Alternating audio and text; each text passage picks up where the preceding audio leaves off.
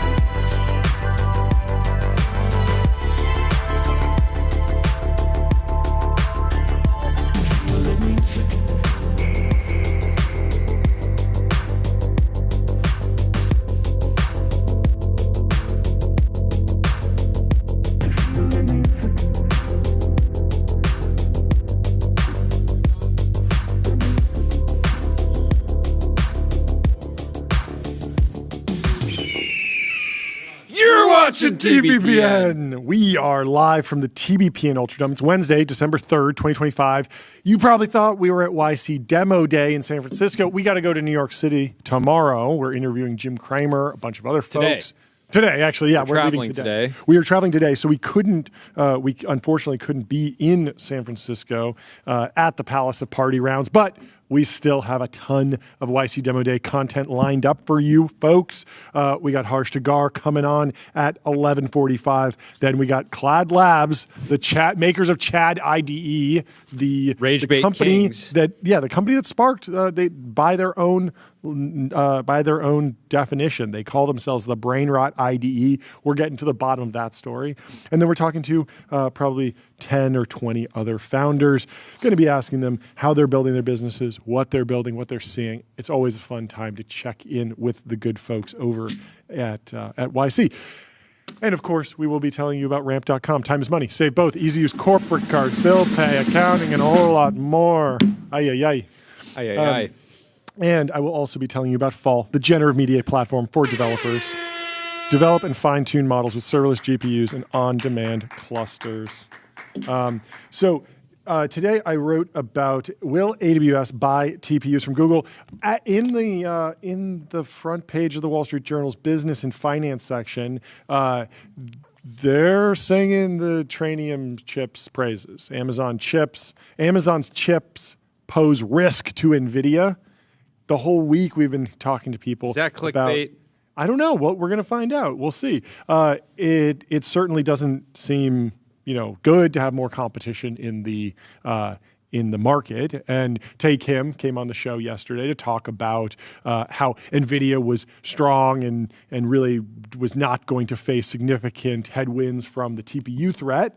Of course, Dylan Patel over at Semi Analysis wrote a 10,000 word piece all about how the TPU V7 was pretty good and Anthropic was going to be buying some and they were also going to be leasing some and they maybe had some and that sparked a lot of backlash from Nvidia bulls and also folks who are really tied to AMD. They're upset about it. There's a lot of losers if Google winds up winning with TPU, and so the losers came out to fight, apparently.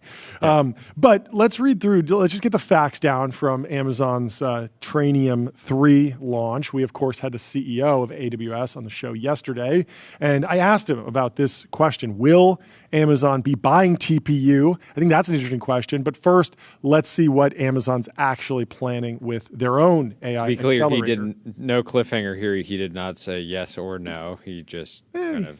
I think you can read between the tea leaves and understand how the decision will be made, even though the decision has not been made yet. But we'll go through that. So Amazon.com is the latest big tech company to muscle in on NVIDIA's turf. Give me a sound cue from the fall sound. How about this? There we go. That's right. On Tuesday, Amazon Web Services announced the public launch of its Trainium 3 custom AI chip, which it says is 4 times as fast as its previous generation of artificial intelligence chips.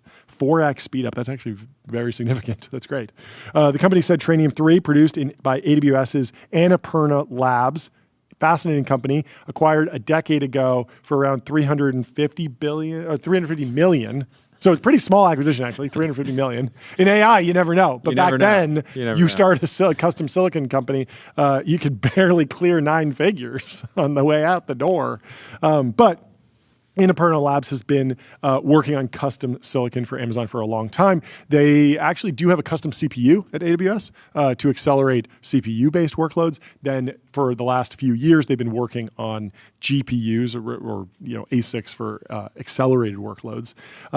And so this custom chip design business, Annapurna Labs, can reduce the cost of training and operating AI models by up to 50% compared with systems that use equivalent GPUs. The chips are meant to provide a stronger backbone of computing power for software developers like Dean Leitersdorf, the co-founder and chief executive officer of the startup Descartes, who we had on the show. And Descartes is valued now at $3.1 billion. Let's go. So if you don't remember, Descartes came on, and Dean was doing live AI video generation while he was doing the interview with us. It was really crazy. Yeah, he basically, it was real time. Yeah. He looked like he was in a video game, but it was happening with little to no delay. Really, really cool demo. Yeah. Before we move on, let me tell you about Restream. One live stream, 30 plus destinations. If you want a multi-stream, go to restream.com. So he said his company had a breakthrough enabled by a Trainium 3 chip, after trying out several other competitor chips, including Nvidia's processors. Dozens of programmers and AI researchers from his San Francisco-based company had been trying for months to train a version of Descartes' flagship AI-powered video generation application known as Lucy. That would be able to render footage in real time without bugs or hiccups. AWS gave Descartes early access to Trainium 3 after meeting with the startup and being impressed with the founders.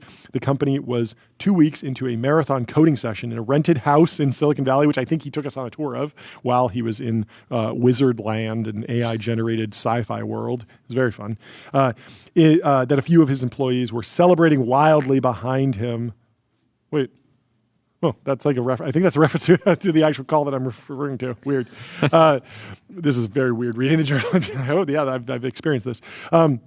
The moment that I saw it worked, I saw 4 people just start jumping up and down, said Dean. The next question was, how fast can we get it to market and start changing industries with it? The launch of Trainium 3 is the latest broadside against Nvidia, which dominates the GPU market. A flurry of deals in recent months have caught the attention of investors, indicating that more AI firms are seeking to diversify their suppliers by buying chips and other hardware from companies other than Nvidia. So Meta Platforms is in talk with Google to buy billions of dollars worth of advanced AI processors known as TPUs, and OpenAI has struck deals with Nvidia rival AMD as well as Broadcom. And so very exciting that Descartes got good results out of the Trainium chip. That's awesome, obviously. I'm sure everyone over at Amazon has been working very hard on that. At the same time, we've heard that Anthropic maybe didn't have that great of an experience with Trainium, and that's why maybe they're moving over to TPU a little bit more.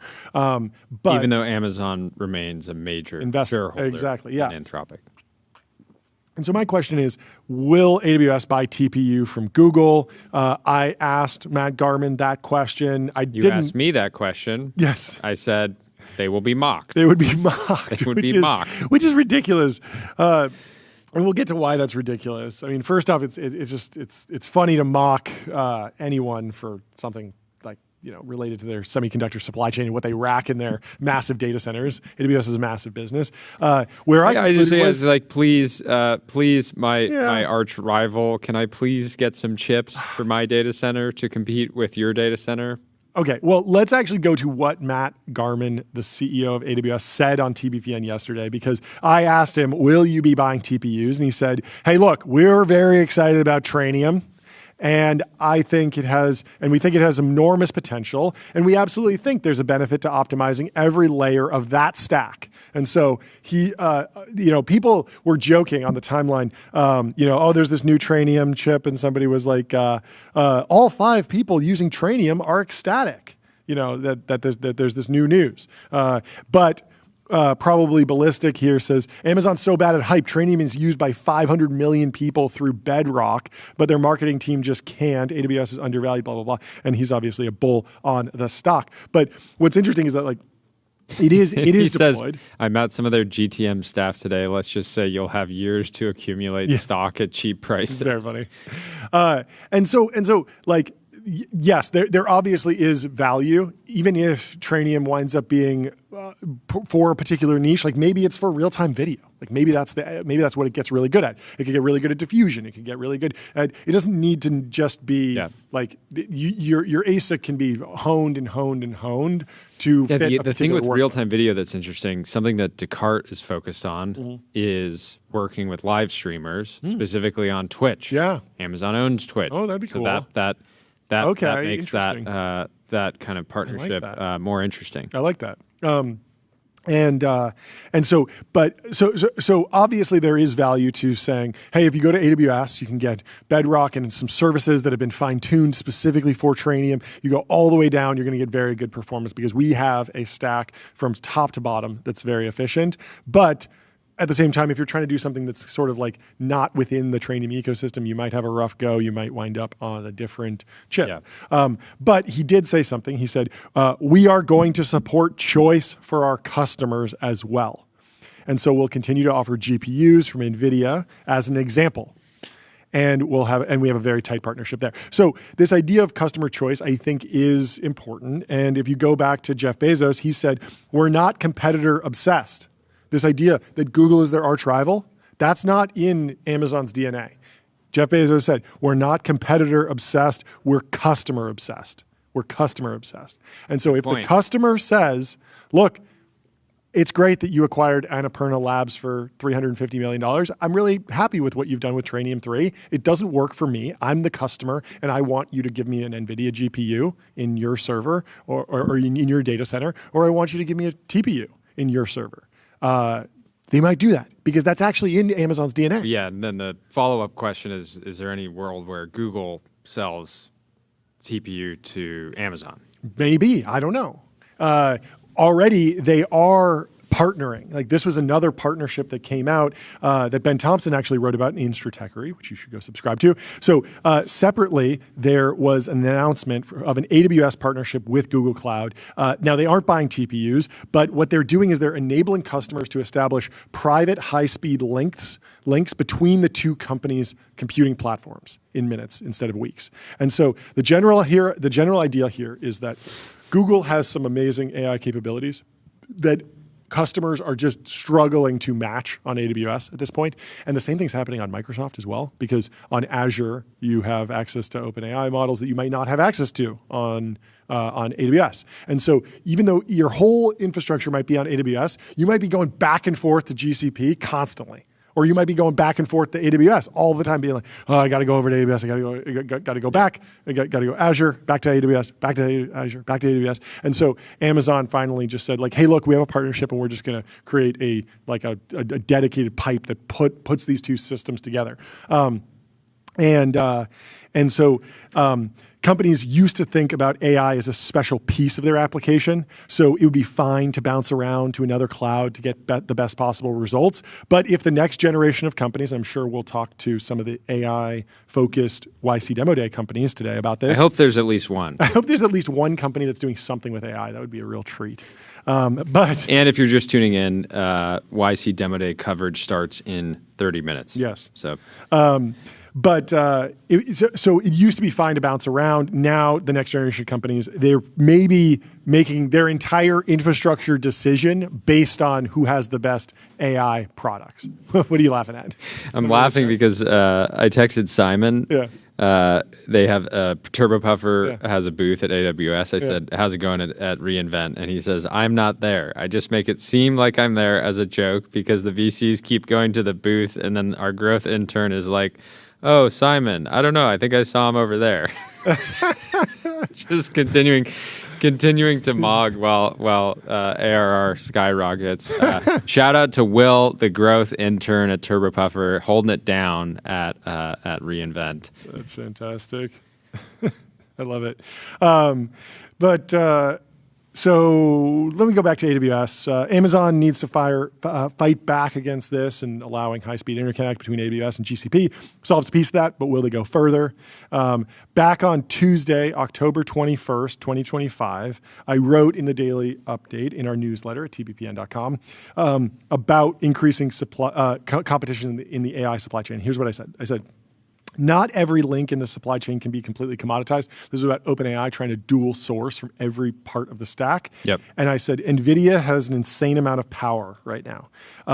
They've just ramped full year revenue from $27 billion in 2023 to $60 billion in 2024 to $130 billion in 2025. That's like one of the greatest revenue ramps at scale in history. And then also they grew their net profit margin from 16% to 56%. That's insane. Yes, GOAT. That's why Jensen Huang is on Joe Rogan, and I'm sure it's going to be a fantastic episode because he's got a lot to talk about. All the hyperscalers and OpenAI, but that creates problems, right? Because all the hyperscalers and OpenAI are now sort of incentivized to form a bit of an anti-NVIDIA alliance to commoditize the accelerator market and drive down those margins a bit. So 56% net profit margins on $130 billion of revenue. People are just sitting there and they're like, there's $50 billion of profit over there. Like, that's a lot of acquisitions. And that's of our Annapurna Labs. That's our cost. That's our cost. Like, you're just eating a lot off of these plates. And so Co2, I think, has done a good job explaining the current state of the anti-NVIDIA alliance. They call it the Google complex, which is probably a little bit better. That consists of Google, Broadcom, Celestica, Lumentum, and TTM Technologies. This coalition stands in contrast to the OpenAI complex that consists of NVIDIA, SoftBank, Oracle, AMD, Microsoft, and CoreWeave. But you know who they left off the chart entirely? Amazon. Amazon doesn't fit neatly into either of those. Co2 just loves, I think they just love leaving a major player off any sort of graph or chart that they make, right? They left Google off of their top fantastic 40 AI companies. So I think that's just a little, that's just them messing around a little bit. But I think it's accurate. If you said, is Amazon more aligned with OpenAI or Google? You'd be like, what are you talking about? Neither. That's correct. They're not in one of the complexes. Yeah. Maybe they need to be. Maybe they don't. Maybe they will, form their own complex outside of it. But I just think it's interesting that I agree with you that it's like it was ridiculous to consider the idea of them buying TPU. That feels so uncharacteristic. And yet they serve up plenty of competitive products within AWS, and they will, you go back to the early days of Amazon. You can get Amazon Basics paper towels. You can also get name brand paper towels. And that exists within the AWS stack from the databases that they have on offer. There's a lot of products. Rebrand Trainium to Amazon Basic. GPU. Amazon Basics Accelerator. Basic chips. Basic chips. Amazon Basics chips. It would be good. Really, really hard. They're like, actually, it's like one of the greatest things ever. It's the most incredible thing that America or that humanity has ever created. It's extremely difficult to make. We taught sand to think. Anyway, I just don't think Trainium 3 is obviously everyone at AWS is like excited about it, and it's a big deal. But it's just not the backbone of their business.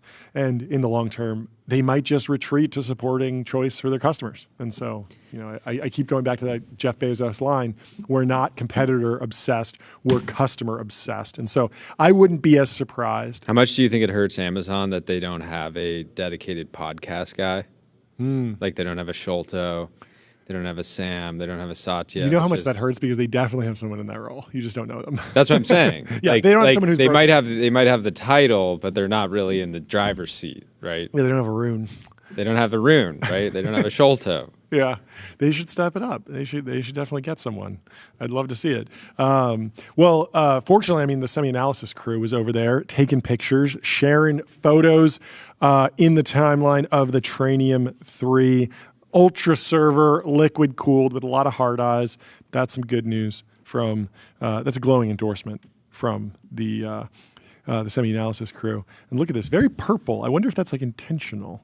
I wonder if they set up the purple lighting. There's a bunch of funny things going on over at reInvent. It's also just like, it's a punishing time of the year. I guess it's like right before the holidays or something, because we've just been completely torn. We obviously wanted to go to YC Demo Day. I also wanted to go to NeurIPS, which is going on right now, the premier AI conference. There's also DealBook Summit. Andrew Sorkin's doing like all the greatest interviews at the same time. There's reInvent. I wanted to go to that. Crazy interviews coming out of DealBook. I just saw some clips this morning. You got Scott Bessent just going hard. Yeah. You got Alex Karp going hard. No real surprises on either of those fronts, but excited to get the update there. Let me tell you about Cognition, the team behind the AI software engineer Devin. Crush your backlog with your personal AI engineering team. Let's close out the Trainium coverage with this Zephyr post who says Google is having this kind of success with TPUs. What about Amazon's Trainium? Trainium is new and underpowered, just 667 T-flops, BF16. It has lots of HBM, but the bandwidth is lower than the H100. TPU V6E is competitive with H100, not on HBM or bandwidth. And Ironwood is competitive with Blackwell on flops, bandwidth, and HBM capacity. I expect Ironwood to quickly gain market share as it ramps up. As you can see from throughput /TCO, Nvidia versus Trainium, Rubin Mog's Trainium 3 harder than Blackwell versus Trainium 2 on TCO training flops and reduces the gap by 5% on TCO mem bandwidth. So the gap between Nvidia and Trainium is actually increasing rather than decreasing. By the way, this math was done before CPX was introduced. I won't be surprised if CPX plus Rubin is cheaper than Trainium for inference. So I do think that there's a world where there's something specialized, like what's going on with Descartes, some sort of special model that thrives in what Trainium is good at, and they can further niche down. But we'll see. I mean, maybe they come from behind and they just destroy TPU, and we're all talking about Trainium next year. Anyway. Let me tell you about Linear. Meet the system for modern software development. Linear streamlines work across entire development cycles from roadmap to release. We got to say a little rest in peace. Rest in peace to Claude. San Francisco's beloved albino alligator has passed away at age 30. That's a good age. I don't know how long alligators typically live, but I'm glad. Looking it up. Feels like 30 to 50 years for the American cut alligator. A little bit short, but Claude was, of course, supported, often by reaching Anthropic. 70 years or more. Yes. Anyways, RIP. There was, obviously people started speculating immediately. Anthropic, of course, was the sponsor of Claude. Yes. And people were wondering, was there foul play involved? Was it possible this poor alligator passed the day that they that it got announced that they've hired IPO lawyers? Some people were speculating, is it possible Claude was sacrificed to the capital markets gods in some type of ritual? But anyways. Look at this expression he has on his face. Can we zoom in a little bit? What a cool guy, and he will be remembered. Yeah, Dan Primack here is talking about X-Lite. I think we might have the CEO on the show soon. The Trump administration will invest $150 million into a lithography startup called X-Lite. Its first CHIPS Act award. Chatted this morning with X-Lite CEO. There's a few lithography companies now. We've had some on the show. This feels like an entirely new. It's a very interesting tier of investment, like $150 million from the government. That feels like a Series B. They did raise a Series B this past summer, led by Playground Global. With Playground partner and former Intel CEO Pat Gelsinger becoming X-Lite's executive chairman. Whoa! And so. Makes sense that the government's investing in Intel. Pat Gelsinger, of course, former Intel CEO. Now he's getting involved in X-Lite, marshaled $40 million of capital, went and got $150 from the government. The story continues. There's also another AI startup that wants to remake the $800 billion chip industry. This one's in the Wall Street Journal, founded by ex-Google researchers. Recursive Intelligence raised $35 million with backing from Sequoia to automate chip design. Obviously, this is not lithography. This is the design process, but still, companies are Dylan attacking Patel was talking a up little and bit about down this. the stack. Oh, he did. I didn't hear about that. Very cool. Well, This is AI for AI chip design. oh, that's right. Yes, AI for AI chip design. Everything we need. On a quiet residential street a few blocks from Stanford University, two former Google researchers are launching a startup they hope will remake the $800 billion chip industry. Anna Goldie and Azalea Mirhosni are trying to build software that can automate the design of cutting-edge chips, a prospect that would allow every company to build their own chips from scratch. Working from the top floor of a suburban home, the duo recently raised $35 million to kickstart recursive intelligence with funding from Sequoia Capital. Sorry, the recursive. We got to just add putting that. it in the name. We got to add that to the list of, because there's standard capital, modern capital, standard intelligence, modern intelligence. Raw intelligence. Raw intelligence was the low-hanging fruit. Applied was another one. Cap intelligence. And then what was the other one? There's what's Lockheed Groom's company? Physical intelligence. There's physical intelligence, physical capital. So it's the matrix of like capital. What was it? Capital, intelligence, and intuition, or something like that. And you multiply them all out, and you get the whole thing. Eventually, we're going to run out, right? It's somewhat finite. No, there will always be more names. Have to Startup make up name generator. new words. So, wow, the company $35 million for a valuation of $750 million. That's very low dilution. What, 5% or something like that? Pretty remarkable. Definitely. VCs were price mogged. is high. Yeah, I would have assumed this would be a very capital intensive business, but I suppose if it's just a software that they're developing, maybe they have more control here. Companies such as Amazon and Google have developed custom chips for AI and data center use, and Apple saved billions of dollars by insourcing chips for its devices, including the M series chips that have helped revitalize its MacBook laptops. Such silicon options can be cheaper, more energy efficient. Funny moment yesterday. We got an Amazon package, and it was covered with like Alienware, like Alienware branding. And I asked Sarah, I was like, "Did you get something from Alienware? Like, what is going on?" And it turned out to be an ad, but they were advertising that it's powered by like Intel. Oh, interesting. Which didn't make me necessarily want to immediately buy an Alienware device. If you do, you put the money straight back in your pocket because you're a taxpayer. You own Intel. That's true. That's true. You should support Intel. No, Intel is undisputably great for gaming. There's no question there. The question is, are they going to be able to build a fab that competes with TSMC? Like, it's a completely different question. I might go build an Alienware Intel PC. Well, we're going to for the office sim racing rigs. The sim racing get ready needs for that. to be Intel inside for sure. This is just going to turn into a sim racing show where we watch other podcasts while sim racing and reacting to it. Yeah, so I like it. Vanta, automate compliance and security, AI that powers everything from evidence collection and continuous monitoring to security reviews and vendor risk.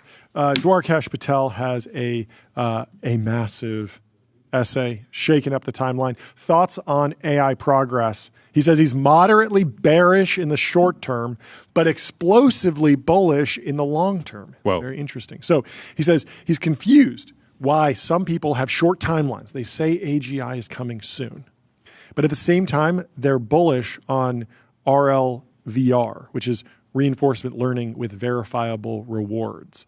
And so he says, if we're actually close to a human-like learner, this whole approach is doomed. Currently, the labs are trying to bake in a bunch of skills into these models through mid-training. There's an entire supply chain of companies building RL environments which teach the model how to use Excel to write financial models. For example, I think we're actually talking to an AI Excel analyst for Excel power users called Crunched at 1250 YC company. I think that these are good ideas. I'm actually very bullish on this model, but in the context of when does AGI arrive, when does superintelligence arrive, I understand Dwarkesh's point. He says either these models will soon learn on the job in a self-directed way, making all of this pre-baking pointless, or they won't, which means AGI is not imminent. Humans don't have to go through a special training phase where they need to rehearse every single piece of software we might ever use. Barron made interesting points about this in a recent blog post. When we see frontier models improving at various benchmarks, we should not not just of increased scale and clever ML research ideas, but billions of dollars spent paying PhDs, MDs, and other experts to write questions and provide example Let's give it up answers for the PhDs. and reasoning targets. Let's give it up for the experts. These precise capabilities. In a way, this is like a large-scale reprise of the expert systems era, where instead of paying experts to directly program their thinking as code, they provide numerous examples of their reasoning and process formalized and tracked, and then we distill them into models through behavioral cloning. This has updated me slightly towards longer AI timelines since given we need such effort to design extremely high quality human trajectories and environments for frontier systems implies that they still lack the critical core of learning that an actual AGI must possess. This tension seems especially vivid in robotics. In some fundamental sense, robotics is an algorithms problem, not a hardware or data problem. With very little training, a human can learn how to teleoperate current hardware to do useful work. So if we had a human-like learner, robotics would in large part be solved. But the fact that we don't have such a learner makes it necessary to go out into thousands of different homes and factories and learn how to pick up dishes or fold laundry.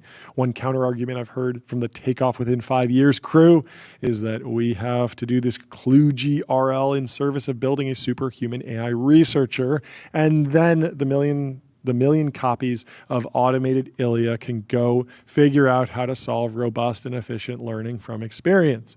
This gives the vibes of, we're losing money on every sale, but we'll make it up in volume. This automated researcher is somehow going to figure out the algorithm for AGI, something humans have been banging their heads against for the better part of a century, while not having the basic learning capabilities that children have.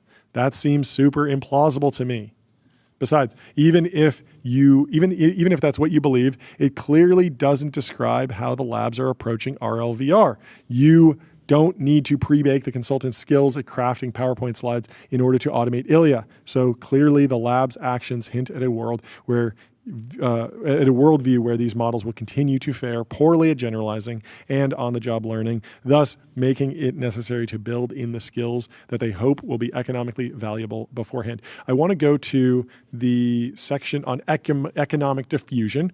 But first, I'm going to tell you about Privy. Privy makes it easy to build on crypto rails, securely spin up white label wallets, sign transactions, and integrate on-chain infrastructure, all through one simple API. So you've been asking about economic diffusion. What is the rate that we're diffusing?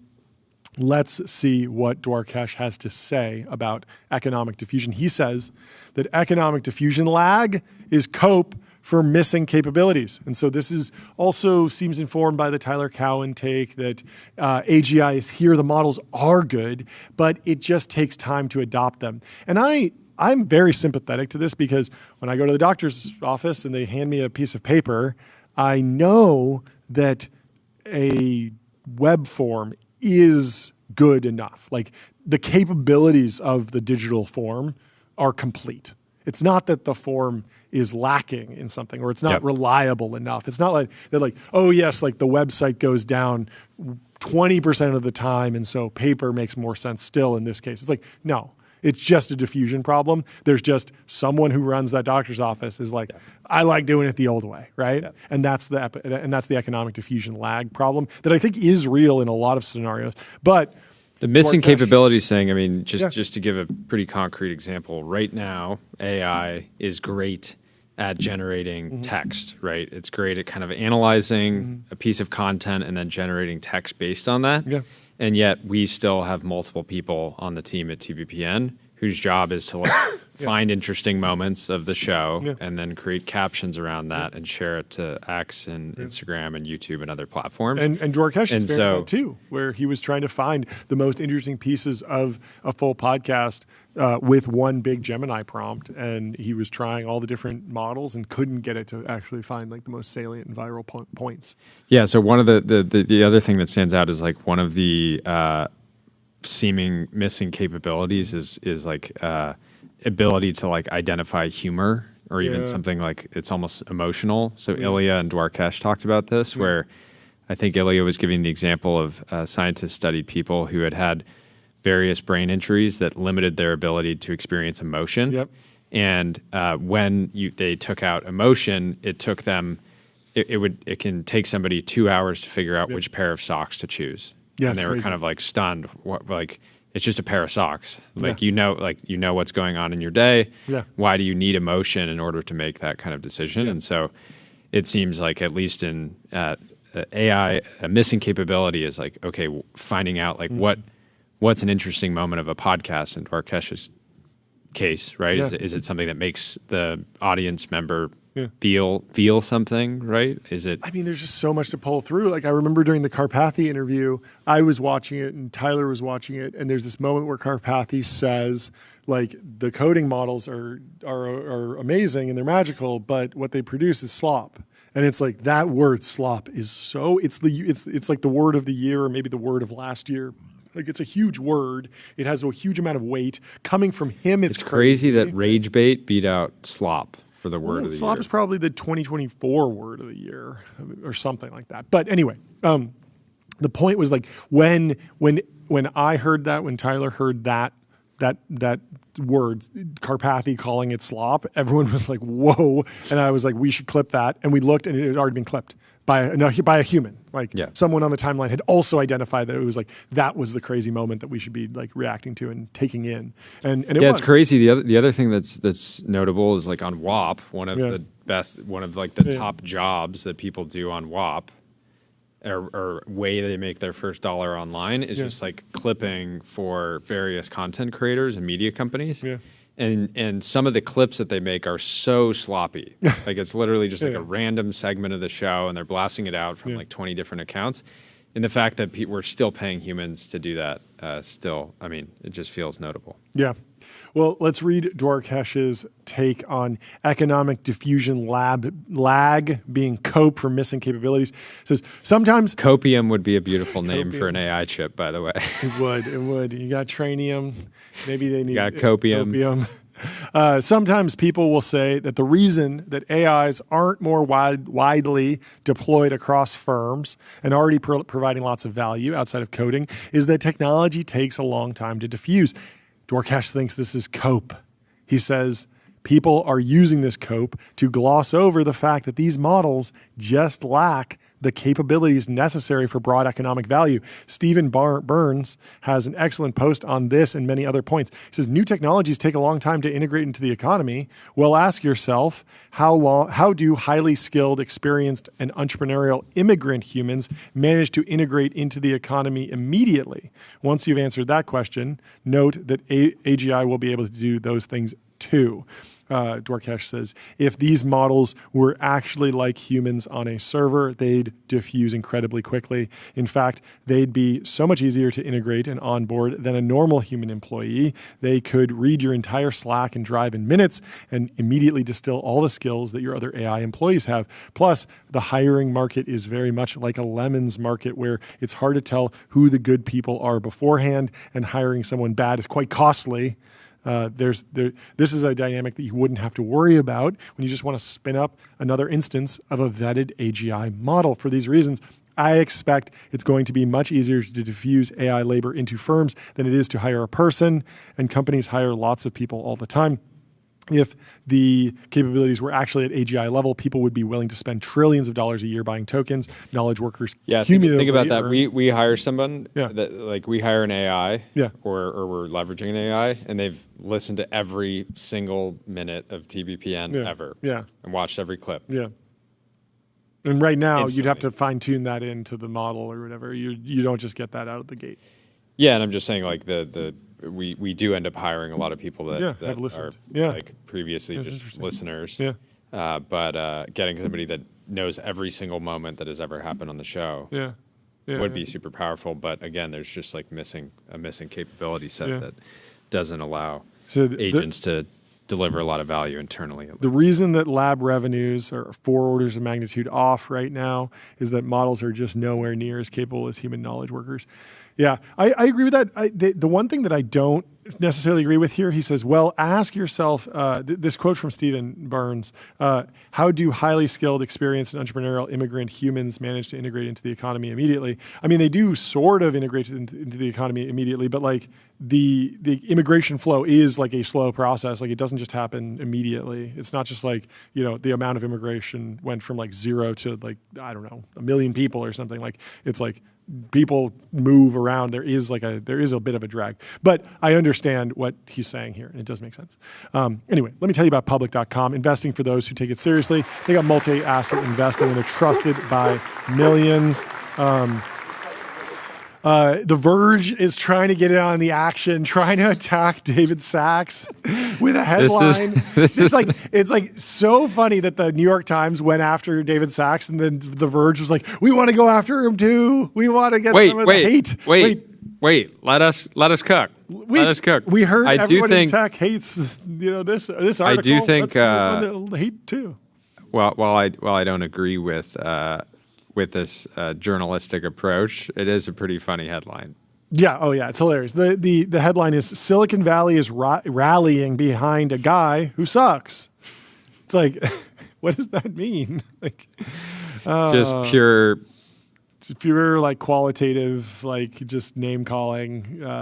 They're just like, we don't like this guy. Pure ad hominem. But go off if your fans like it, if that's what your audience wants. It's rage bait. It's going to go hard. It already got 1,000 likes on a linked article. The Verge is not putting up 1,000 likes per link, so this is outperformance, and it's heavily paywalled. You cannot learn how David Sachs sucks without subscribing to that thing. They did a good job. You got to pay. You want to know why he sucks. I didn't. Did you pay? So I don't know why he sucks. But that'd be really funny if behind the paywall is like, we're just kidding. He's actually awesome. We think the New York Times missed on this one. Who knows? Paul Graham. Yeah. On the timeline, he says a startup told me that one of their investors didn't like that they were selling to newly founded startups and wanted them to sell to bigger companies who have more money. If investors tell you this, write them off as idiots. Selling to startups is the best thing you can do. I'm sure many of the companies we're talking with today will be selling to other companies in the batch. A lot of people like say that's bad. Yeah. They try to say like YC is a circular economy. But you have to ignore the hundreds of very real businesses that have been created through YC and gone on to work with every kind of company in the world. So yeah, it certainly seems at this point startups tend to be smarter, less bureaucratic, more representative to future trends. Like even if there's some sort of insular circular economy in the startup ecosystem, like there's a pretty immense amount of pressure to actually deliver something that's valuable because every dollar is precious. And these are every found. Yeah, they're being rational. It's not like I'm sure there's been small instances where companies were actually had somewhat bad behavior, but in general, it's like if I'm going to pay for the SaaS tool or the beta that you're running, it has to be good. Yeah, it has to work. Did you see Stuart Brand? He says, so there's a $1.5 billion judgment against Anthropic for including 480,000 books in training their AIs. 5 of my books are among them. Word is there might be a $1,500 payout per book, according to my agent, Max Brockman. That's a good name. He said, I wrote to my agent, Max, the following. If any payment comes to me, please send it back to Anthropic with my thanks for including my books in their AIs. The judgment website offers a way to opt out of the payment, but I found it cumbersome, so I didn't. I'm principled, but too lazy to be highly principled. I really like this. He's the co-founder of the Long Now Foundation, which takes no sides. In this forum, as a private person, I do take sides occasionally. So I thought that was a funny thing. There is secondary market fraud going on left and right. But first, let me tell you about Graphite.dev. Code review for the age of AI. Graphite helps teams on GitHub ship higher quality software faster. Reading through this, Matt Grimm says secondary markets are rife with fraud and bad actors, and it pains me to see these bottom feeders profiting off of Anduril's growth while fleecing retail investors through unreasonable or opaque fee structures. In this week's episode of Nonsense, Ignite VC, a fund we've never taken a meeting with or had any contact with whatsoever, founded by Brian, who we've never met, is soliciting investors via public Google Doc to invest in an SPV that will in turn invest in another SPV that will in turn potentially enter into a forward contract with a supposedly, though unnamed, early Anduril employee. A few problems here. First off, so-called forward contracts are notoriously hard to settle in private companies. and counterparty risk is extremely real.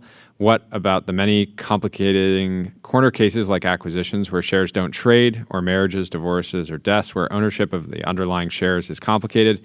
Just generally a risky structure to close that I don't think most folks actually understand.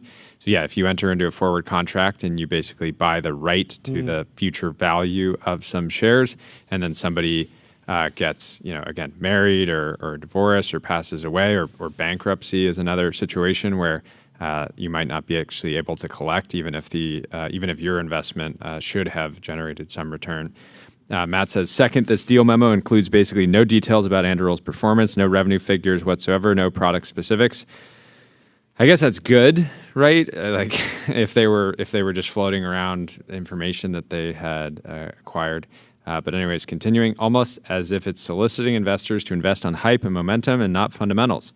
Generally, I'd advise folks to be skeptical of any deal memo lacking basic details. Third, forward contracts are explicitly disallowed by Anduril's stock plan and bylaws, which means that Anduril will never consent to Team Ignite's SPV actually taking possession of these shares while we are privately held. Zero chance. And finally, the memo spends most of its time talking about the structure and fees, which are insane.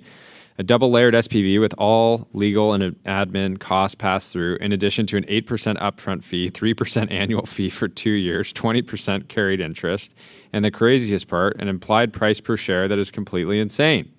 In this case, the implied PPS is 115% higher than the most recent preferred raise from 9 months ago. Flattered, I suppose, but also puts these investors in an almost absurd position by paying more than double the price per share of our most recent transaction.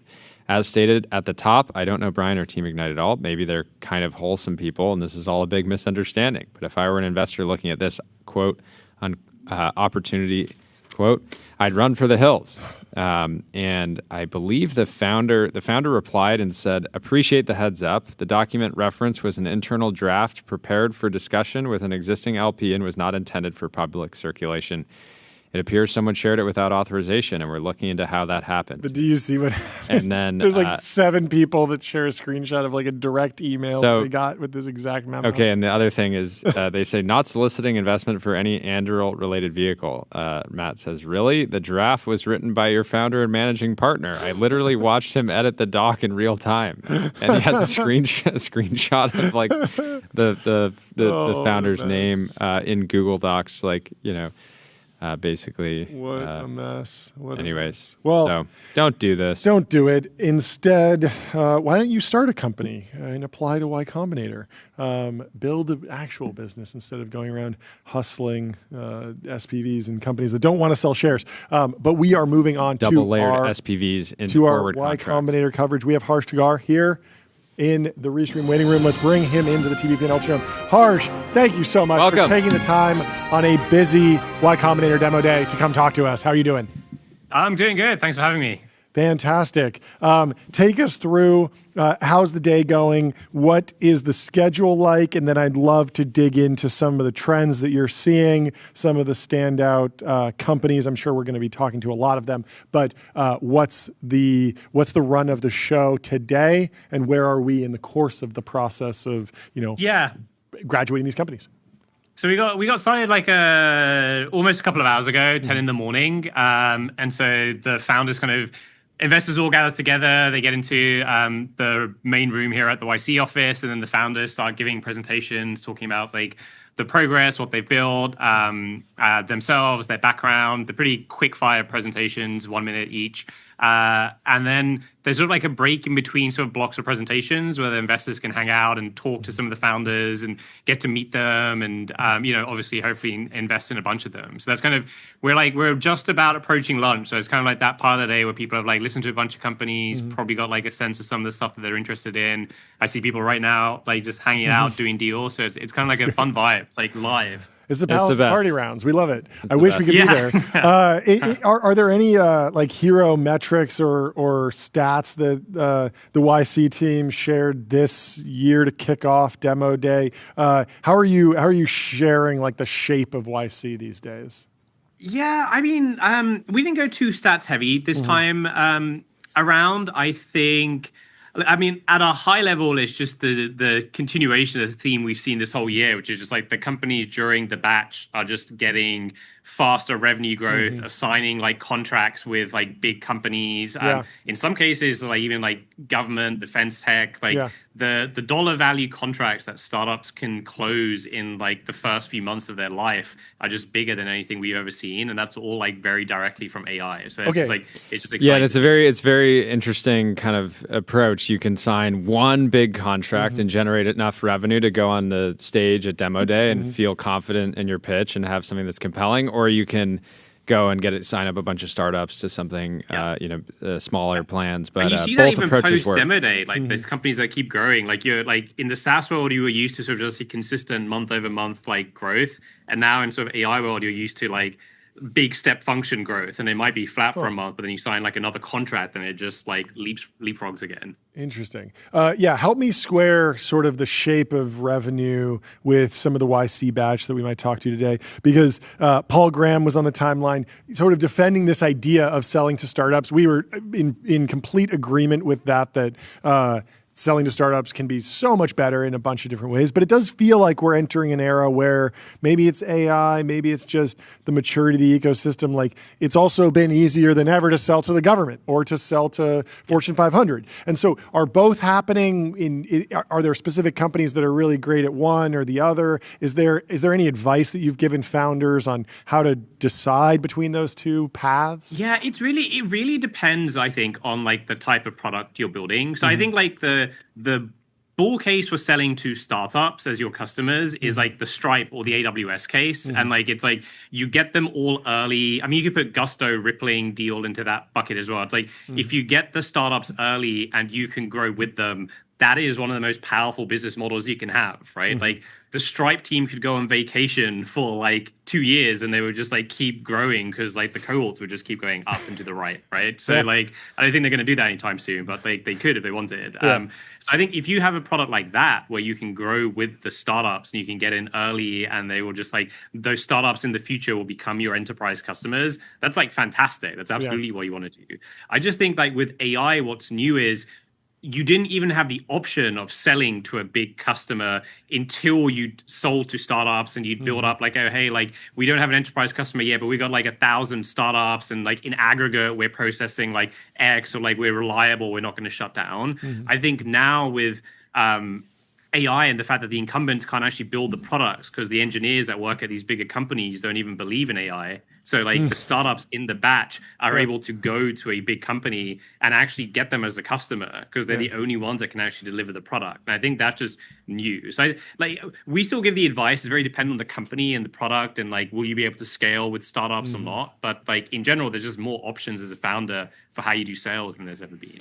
Let's talk about themes in the batch. 2 batches ago, I felt like a lot of the companies were, at least the ones that we talked to, were like various like infrastructure. It was like infrastructure for building agents. Last batch really felt like much more applied. It was like applying AI to very specific industries and opportunities. I'm curious. I'm sure you're seeing both of those kind of types of companies, but looking at the list of guests that we have today, bunch of super exciting companies, but curious to know kind of like broad themes across the batch. I mean, I think you say it right. I think what we've seen is that like maybe a year ago, just a year ago, it was like infrastructure to build agents, like you're saying, like laying the foundation. Then it's like vertical agents just take off, like customer support, logistics, like name any like healthcare, like all these verticals, and they're just like taking off. And primarily what they were doing is selling these agents to the companies in those verticals to make their operations more efficient. I think what seems to be a theme coming out of this batch, you'll notice, is like the companies are going the next step and they're not actually selling the agents to the like incumbents. They're going like AI native full stack. They're just actually doing the thing. So you have like Fernstone being like an AI native insurance brokerage. Like they are insurance broker Full and they're just stack. going to use AI to be the best one.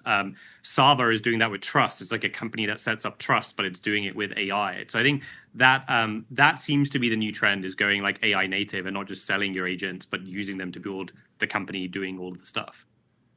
Yeah, we've talked to a couple like law firms that have done that, and also like investment banks, just people who have said, okay, we actually need to go do the core thing. I'm always reminded of Justin Kahn's company because it feels like Atrium was like just a little bit early to that model, and now everyone's working on it and it's starting to maybe work, and we'll see. The thing is, I think if you go back, do you remember it was, it's like a decade ago now, but it was Balaji that started this whole thing with like the full stack startup. He had this blog post, and like I don't know if you guys were in San Francisco at the time, but like there was this moment where there was DoorDash, which was delivering food, and then you had Spoonrocket and Sprig, which were like the full stack version. Because what they did is they had these kitchens, like these vans, which had little kitchens driving around San Francisco cooking the food, right? So I think like back in that era, it was seen as being the most ambitious thing to be a full stack startup. You didn't just sell your software, you did the whole thing. Ultimately, those companies didn't. It turned out that being a marketplace or selling software was just a better scalable business in that era. But now with AI, like I think the promise is we're kind of going back to the full stack startup idea. But this time, like we're all hoping, and kind of seems like these things will actually scale because you don't need to hire like 1,000 people to do the work. You just keep improving your agents. Yeah. I mean, the food example is interesting because it feels like Travis Kalanick is maybe dipping his toe in like, oh, what if I did the full stack thing? With he's the Cloud Kitchens, he's got Picnic, and I think it's Otter, and then he has Cloud Kitchen. So maybe he's like, I can do it. But maybe at his scale, maybe it's a scale thing. I don't know, but it is more complicated financially. I think if you have Travis's like access to capital and his like background like operating, that you can do that. Yeah. How are companies or founders grappling with what's happening at the largest foundation model labs? Like I remember there was some Sam Altman interview where he said, here's how not to get steamrolled. If your entire business is just predicated on the model not getting better, you're going to have a bad time. But if you're doing something completely separate with the model, you're probably good. How are people thinking about it in the more modern context? I think the framework people have on this stuff is that they expect, Sam and the big lab companies, like OpenAI in particular, to go after probably like maybe more of like the sexy consumer ideas that like capture the public's imagination.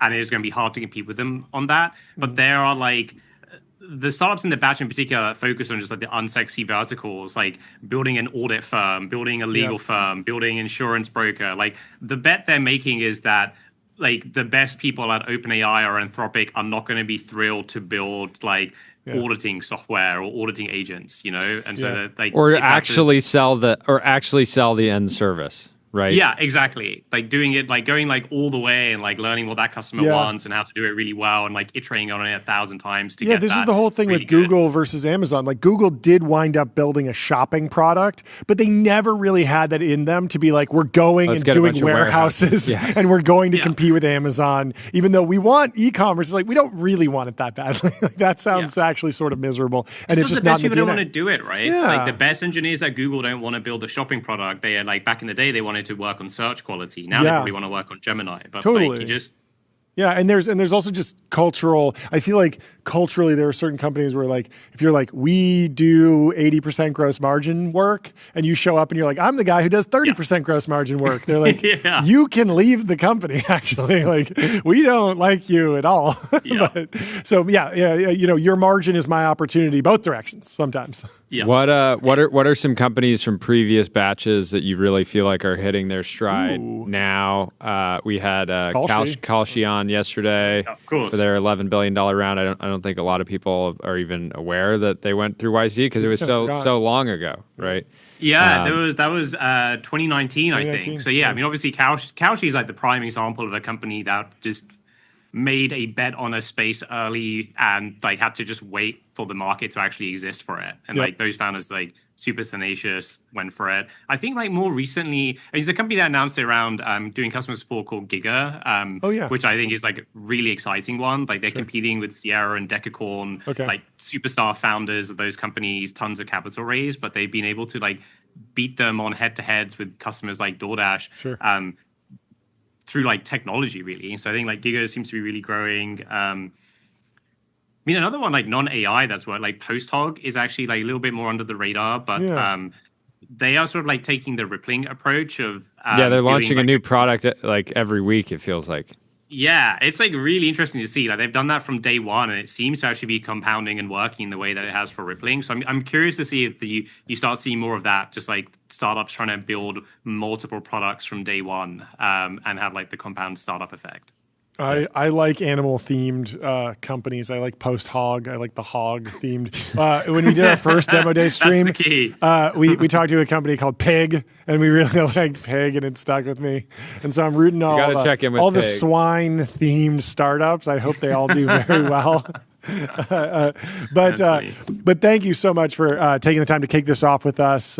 Congratulations on the big day. Great to have you on for the first time. Wanted and we got to do this more often. Come this back, is a lot of fun. I would love to. Thanks for having me. Yeah. Let's Great talk hanging. soon. Have a good one. See you guys. Goodbye. Our first guest will be Clad Labs, makers of the Chad IDE. First, let me tell you about Julius AI, the AI data analyst that works for you. Join millions who use Julius to connect their data, ask questions, and get insights in seconds. We have Clad Labs. And while we wait, I have some other names for if you're launching a startup and you want a pig themed name, swine themed name, you could have Wilbur, Babe, Hamlet, Daisy, Peanut, and Cookie. Okay. I like that. Ham Solo. I like Babe. I think Babe Mud works. Pie. Okay. So we have the founder of Clad Labs in the Restream waiting room. Let's bring him into the TVPN Ultradome. What's going on? Look at the shirt. You look fantastic. Incredible shirt. You know, you're winning me over already. Break it down for us. Introduce yourself. Tell us what you're building. Good to meet you. How's it going, guys? Yeah. I'm Richard, the CEO of Clad Labs. We're building Chad IDE, the world's first Brainrot IDE. Okay. Why? Why? So great. So we exchanged some comments and wanted you to come on the show. I think you get the TBPN award for the best rage bait of at the product level of the year. And I thought your response to the essay that I did was amazing. You were like, "Cool essay." Unfortunately, it doesn't apply to us. So why doesn't it apply? What are you actually building? Like, why Brainrot? Is it just for fun, or is there something meaningful here? Do you think this turns into a real business? Like, what's the plan? Yeah, the general thesis is that we're able to subsidize the generation of code with affiliates and provide these state-of-the-art models for much, much cheaper, mostly for free, actually, to most developers. And so that's why you're putting so you're acting as a funnel to any affiliate that, so it could just be ads, but you picked specifically the most controversial ones, the gambling and the subway surfers, like the stuff that feels more brain rotty, because that would get a reaction. Was that the plan? Yeah, I mean, I think Jordy touched on this earlier. There is a difference between the marketing and the product. Sure. We actually started out with affiliates on these very normal sites, and then a lot of our users actually requested saying, "Hey, we actually like score on rain bet. We actually go to stake during our generation time." We're like, "Okay, we'll integrate that feature, and then we'll use that as our marketing campaign." Okay, it's incredible. I mean, the debate was, are you making something people want? Is this in keeping with the Y Combinator thesis and the values of the organization? I guess so. Break down what's actually happening. Like you have the IDE, and then you have this other column, which you can basically fill with anything. You could fill with an ad. You could fill it with videos or rainbet or whatever. What are some of the most common ways that developers are using the product today, and what do you think really scales and becomes the most popular? Yeah, the greatest thing about AI native is that it completely changes the ad unit, right? So we have these AI native ads that are in context, and it's really great for code generation. Here, let me give you an example. So let's say I code me a website. Right now, Claude Code has this multi-stage planning, right? It says, well, what do you want to code? Like, how do you want to use a backend? If I say, well, maybe I want to use a Supabase, say yes, Supabase, that's a Supabase conversion right there. Yes. So the ad is actually in the context, in the application layer. So we have multiple ad placements, but I think the most exciting one is how does ads scale at AI native? Yeah, we had what was the name of the company that we had on? There's another company that's doing this and actually integrating the ad so that you see an ad, you're like, yes, I want this functionality. You press a button and the AI actually implements the product for you, and then you just and I can just see that converting at a really high level, and companies being willing to pay quite a lot to get in front of people like at the right time. I mean, yeah, it makes a ton of sense to me on that level. A little bit less on the stake gambling while you're waiting. That feels like that would actually reduce developer productivity. Do you have any plans to actually assess whether or not this is a good decision? Because most developers are not solo entrepreneurs. They're employed by someone. And if I'm running an organization, do I really want my most valuable, resource, my most valuable human capital, tuning out every other second while they're waiting for, the generation to come back? One of those engineers might say, well, I would, because I'm betting on RainBet with my personal dollars, you're paying less for the IDE. Okay. I'm saving the company money, John. But, but don't you think that it would be better to show educational videos then, something like that? Oh, we have that as well. Yeah. Okay. So we have educational videos, learn about the code that you're actually writing. Okay. But I think our thesis is basically that we follow the YC advice, talk to your user, and the user wanted the gambling integration, so we made it for them. And at some point, the user doesn't want it anymore, we'll take it away, right? So it's all about, I think, for B2C is being close to the user, iterating close with the user, and serving what they want. Have you been banned at any companies yet? Actually, the opposite. We had quite a few companies reach out to us and say, hey, we actually really want you to integrate our Notion, our Jira board, like the whole productivity workflow into the generation time. And we're like, we're serving consumer right now. But I mean, there's infinite possibilities here to scale at like various business levels. Okay. How's the traction been to date? It's been great. Yeah, I think I have to thank you guys for that as well, helping us go viral. So we have a great wait list of 11K now. 11,000 people on the wait list. Successfully baited. Has anyone used it yet? Have you built it? Is it in the wild? Is it a VS Code fork? What were the metrics that you shared at Demo Day? Yeah, so the metrics I shared at Demo Day were 11K on the wait list, 30K in revenue from ads. We have people using right now in beta, and we're going to give out codes today at Demo Day. So anybody who comes up to us in Demo Day, we're giving you a code. Okay. It's going really great. Amazing. Find Tyler. I know he's probably in the same room. Let's get Tyler on Clad Labs or Chad IDE. We should hit the gong. Yeah, we should. How's the round going? It's going great. Yeah, we filled half the round. We have a lot of allocation to give out to people who are interested. Awesome. All right. Well, great to meet you, Richard. Thanks for coming on and breaking it down. Appreciate it. We'll talk to you soon. Have a good one. Let me tell you about Figma. Think bigger, build faster. Figma helps design and development teams build great products together. You can get started for free. We have our next guest coming into the Ultra Dome. This next company is Absurd. Really? Oh, wait, it is Absurd. That's the name of the company. They will be joining in just a minute here. We might need to pop back to the timeline while we wait for them to sit down. Jordy, you can take a view here. This is the live view into the into YC Demo Day. So cool. If we jump ahead of the schedule, we can always check in there. But there we go. We have the founder of Absurd in the Restream waiting room. Let's bring him into the TVP and Ultra Dome. How are you doing? What's happening? Thank you so much for taking the time to talk to us. Of course, I'm doing good. How are you guys doing? I know you guys are only taking on a couple companies today, so thanks for having me on. We appreciate you. Fantastic coming on. To have you.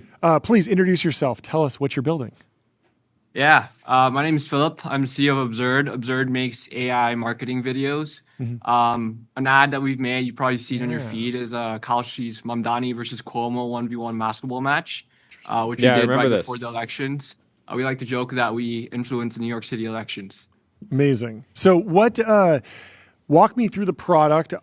It sounds like you're more using the foundation models, using Sora VO3 than training your own. But what are you building? How do you fit into the stack? Are you more of like a creative agency that I hire and pay a lot of money for an ad and you go out and use all the tools? Or are you trying to build software as a service or train a foundation model? Where do you sit in the stack?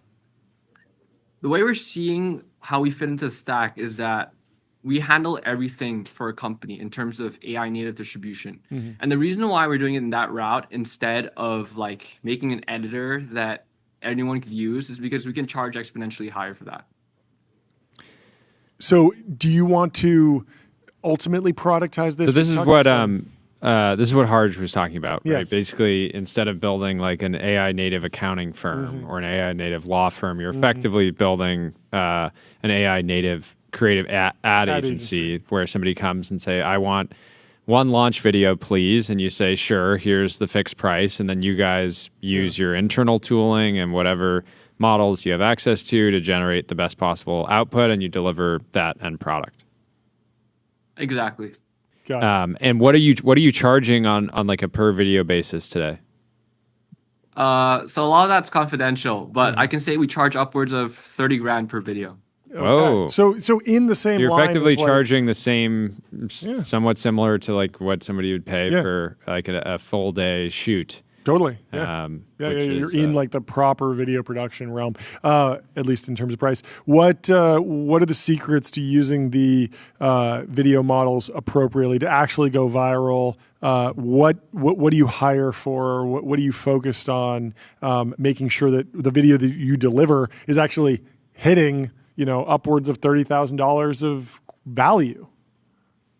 So in terms of the value we deliver, every video we've posted has gone viral. I mean, we average 300,000 organic views for every company we work with, regardless of whether you have 200 followers on Twitter or you have like 1 million.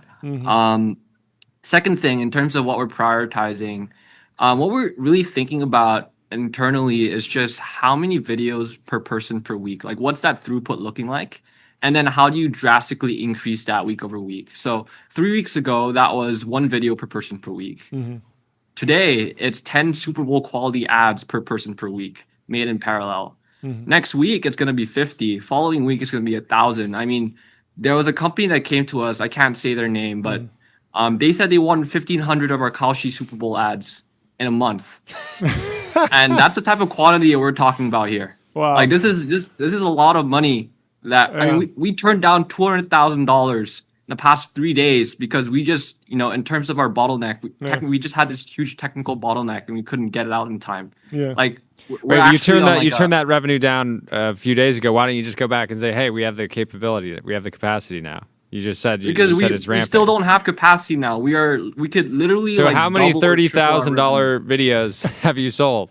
Did you find an infinite money glitch here or something? There's not even 1,000. There's not even 1,000. Venture-backed startup launches. A week. Yeah.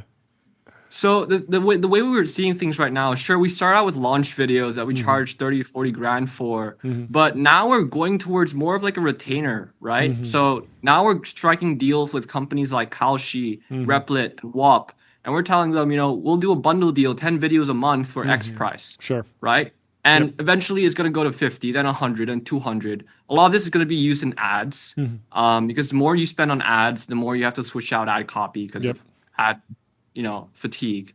And then we're going to go up and we're going to actually connect the orchestration layer to the actual metrics dashboard of all these ads. And then eventually we're going to get to this point where like we have this huge compounding data moat and our ads just get better and better. And you can think of an ad, I think, for the first time in history as like you can create 1,000 different variations with one click of a button. Because if you think about the ad, in an AI ad, it's literally just like images and you're animating them. And as long as you have an agent that edits the images and changes the prompt slightly, you can create 1,000 different variations and like test multiple things at once. Will we see any absurd commercials during the Super Bowl this year? I can't say. You think maybe? That's a good answer. That's a good answer. You That's should a make good it answer. happen. He can't. People are going to look up his customers. Yeah. And What do you think about the role of taste, of craft? A lot of what's previously gone viral in the age, in the pre-AI age, has been someone coming up with a really unique concept, a really unique spin, and AI hasn't really been able to deliver those unique ideas. It's really good at reconstituting what's already out there and coming up with, existing ideas. Yeah, historically, the best creative agencies have been the agencies with the best ideas. Yeah, right. It's totally. like you pay.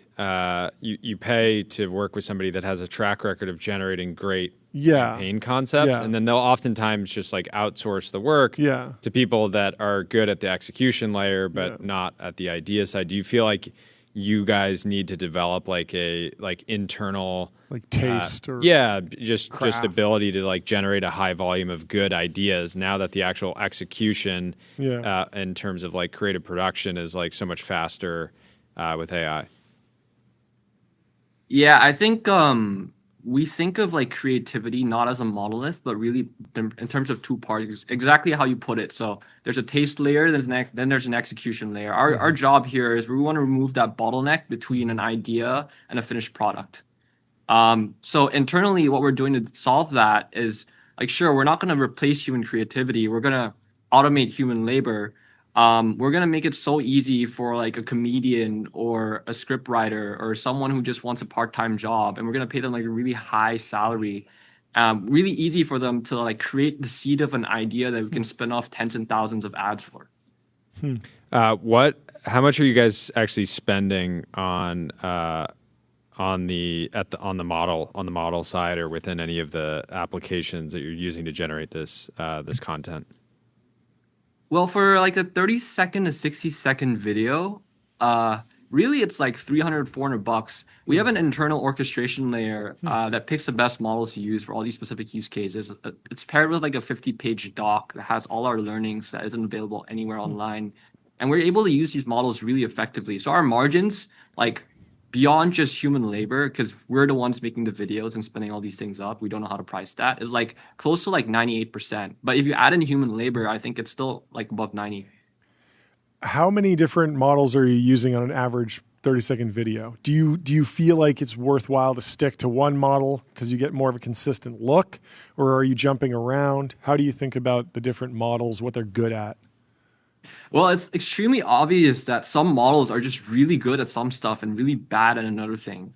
Dream is good at specific use cases. Nano Banana is good at specific use cases. Kling, Wan all have their own unique use cases that we use. Something that's interesting beyond just the models is just like in terms of workflow orchestration. Before Nano Banana Pro came out, I'll give this as an example. If you wanted to swap someone else's face, like you would put in, I put in John's face and I say I want to put Kanye on that, and that wouldn't work. So the way you do it is you'd actually tell Nano Banana to cut off John's head and then get that like headless image and put Kanye's head on top. And that's how we swap faces before Nano Banana Pro. So there are all these like little workflow things that we've learned just by experimenting and playing around with these models, which play a huge role in making all our ads, like the creation of our ads, really effective. Fascinating. Have we entered a post-slop era? Will we enter a post-slop era? What is your post-slop timelines? I was speaking to Jess Lee actually about this. She was talking about how photography used to be seen as slop. And because, they used to say that photography was this way to cheat like artists who were actually painting something. But photography allowed people to capture like a smile really quickly through slow motion. And something will emerge from this AI era where you can do something with AI video to capture some essence of human that you wouldn't be able to do otherwise. And we don't know what that is, but I'm pretty sure we'll be the first to figure that out, especially if we're pushing all these videos every month. How big's the team today and how's the fundraise going? It's just me and my two co-founders, Daniel and Damon. In terms of the round, we closed, I can't announce how much, but we closed a week and a half ago. Incredible. John, hit that gong. I will. For Philip and the Absurd team, thanks for coming on, breaking it down. I'm actually surprised there's not more companies trying to do this exact sort of playbook, but it's cool to hear how you're thinking about this and excited to see more of the work that you guys put out. Of course, yeah. And by the way, before I go, I'd love to make a launch video for you guys. Ooh, okay. Let's talk. I would love that. I want to see what you can do. We have a benchmark here, bezel bench, where it involves a lot of watches on arms. We like to put this to the test with a lot of different AI video generators. It's a particularly hard shot to get right, but we can come up with a bunch of different ideas. Let's do it. That'd be fantastic. Let's do it. Perfect. Well, have a great yeah, rest of Dylan your is an demo angel day. investor. Fantastic. He'll be in contact. Thank you guys for having me. Talk to you Awesome. soon. Cheers. Goodbye. Before we bring in our next guest, let me tell you about ADIO, the AI native CRM. ADIO builds, scales, and grows your company to the next level. Up next, we have Lightberry with Lightberry. Attar. I like It's Lightberry. Social That's a good brains name. for robots. Social brains for robots. Let's I bring like in the sound of that. Ali. Lightberry. Yes. Very interesting to see what robots we're talking about, but we have him here in the studio. Welcome to the show. Hello, how are you? What's happening? Lightberry owning yellow, verticalizing yellow. I love it. I love You it. know, we have to wear something different. Everyone's wearing like gray and blue and black, and like we need to I stand like out. it. So yellow it is. Underrated color. Underrated color. It is. It's awesome. Great to have you on the show. Why don't you introduce Thanks for having me. yourself, give some quick background, what you're doing before starting Lightberry. Yeah, of course. So yeah, hi everyone. I'm Ali. I'm one of the founders of Lightberry. We're effectively just building the operating system for all robots so that any person can use a robot. Before this, I ran a browser company called Sigma OS. I was running product and design there, and I went through YC in summer 21. Very cool. Yeah, so that's me. Very cool. Talk more about that.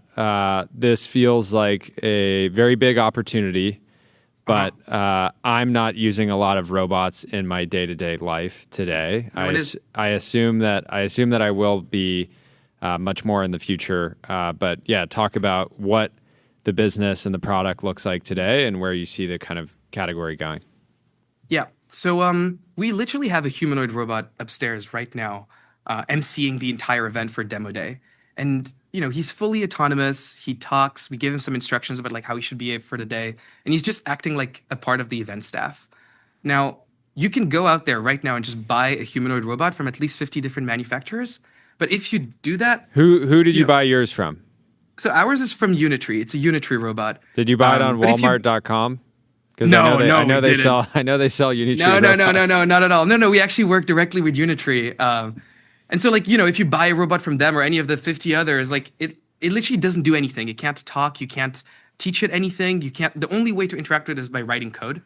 We thought that's insane, and so we're building a software layer that allows literally anyone to use a robot by just talking to it. What does adoption kind of look like with this? Like, how are you actually selling it? Is this something that you want Unitree to kind of encourage their customers to adopt? Because again, I'm sure any manufacturer of robots doesn't want to just sell to developer hacker types that happen to want to go through all the different hoops in order to actually get value out of a humanoid. I mean, that's exactly it. You hit the nail on the head. Like, we're working directly with the manufacturers. There's like over 50 of them. We actually just last week closed a deal with Unitree. They're like, way. they correspond to like 90% of market share in the world. I'm And giving so- you the air horn, but I have encouraged various government officials to ban Unitree from the United Oh States. no! So, Well, look, you know, the truth is like they're the only ones shipping. Like, we want to work with the American companies too. We want to work with literally everyone. Yeah. But Unitree's shipping, they have market share, so it just makes sense to ship on them. We're going to be selling Lightberry powered robots with them all over the US, but we're also working with other companies, some European ones, some American ones. yeah, and we just wanna make it happen. what's happening?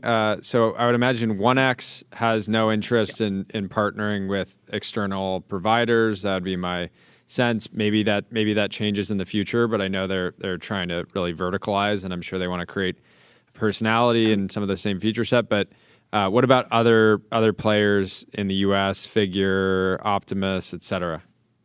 I mean, the truth is, like, they're just not shipping yet. And when they want to start shipping, and right now they currently don't have any software that allows you to interact with the robot. There's nothing that works in a public space. I heard that Figure's deal with OpenAI just fell through. I don't know if that's true, but like that's the rumor. We'd love to help all of those companies get to market faster. It's just a race right now. So it's like whoever needs software so that you can interact with the robot, we're here to help. What do you think the most dominant form factor for robotics in daily life will be in just maybe like 2 or 3 years? Do you think we're gonna go through like a wheeled robot phase, or a one robotic arm on a Roomba phase? Like, how do you see, because the self-driving cars are sort of here, the Roombas are sort of here, the full humanoid robot that feels a little bit farther out. But is there going to be more of a transitionary phase in your mind?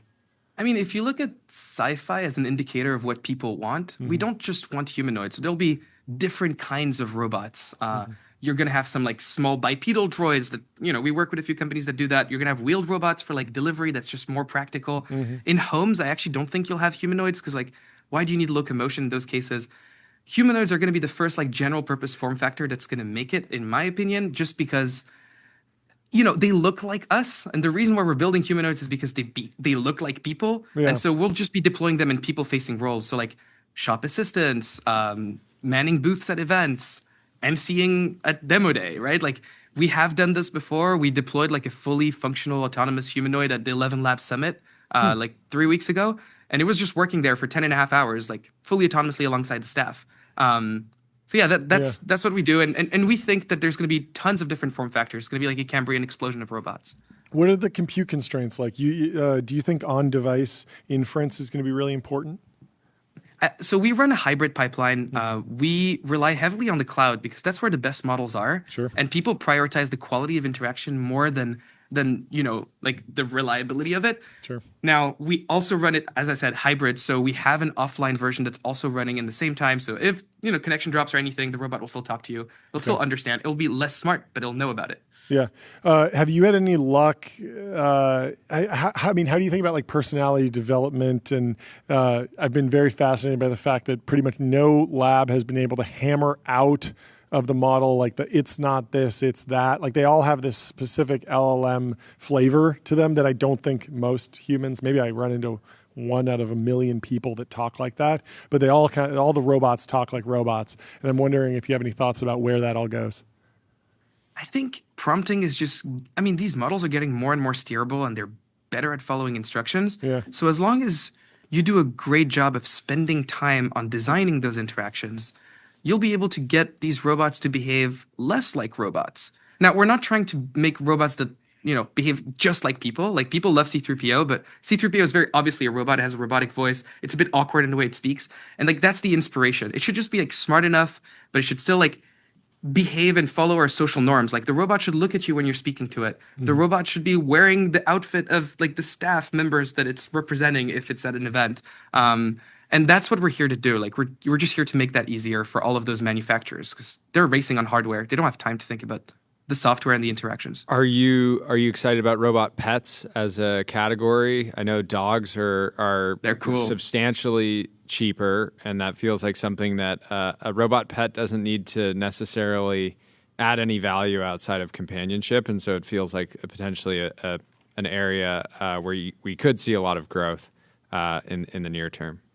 So we actually have like a little pet droid in our office. It's like a bipedal that kind of looks like R2-D2. We brought a bunch of little robots to the event too. So there's like 6 of them in the demo for anyone who's here.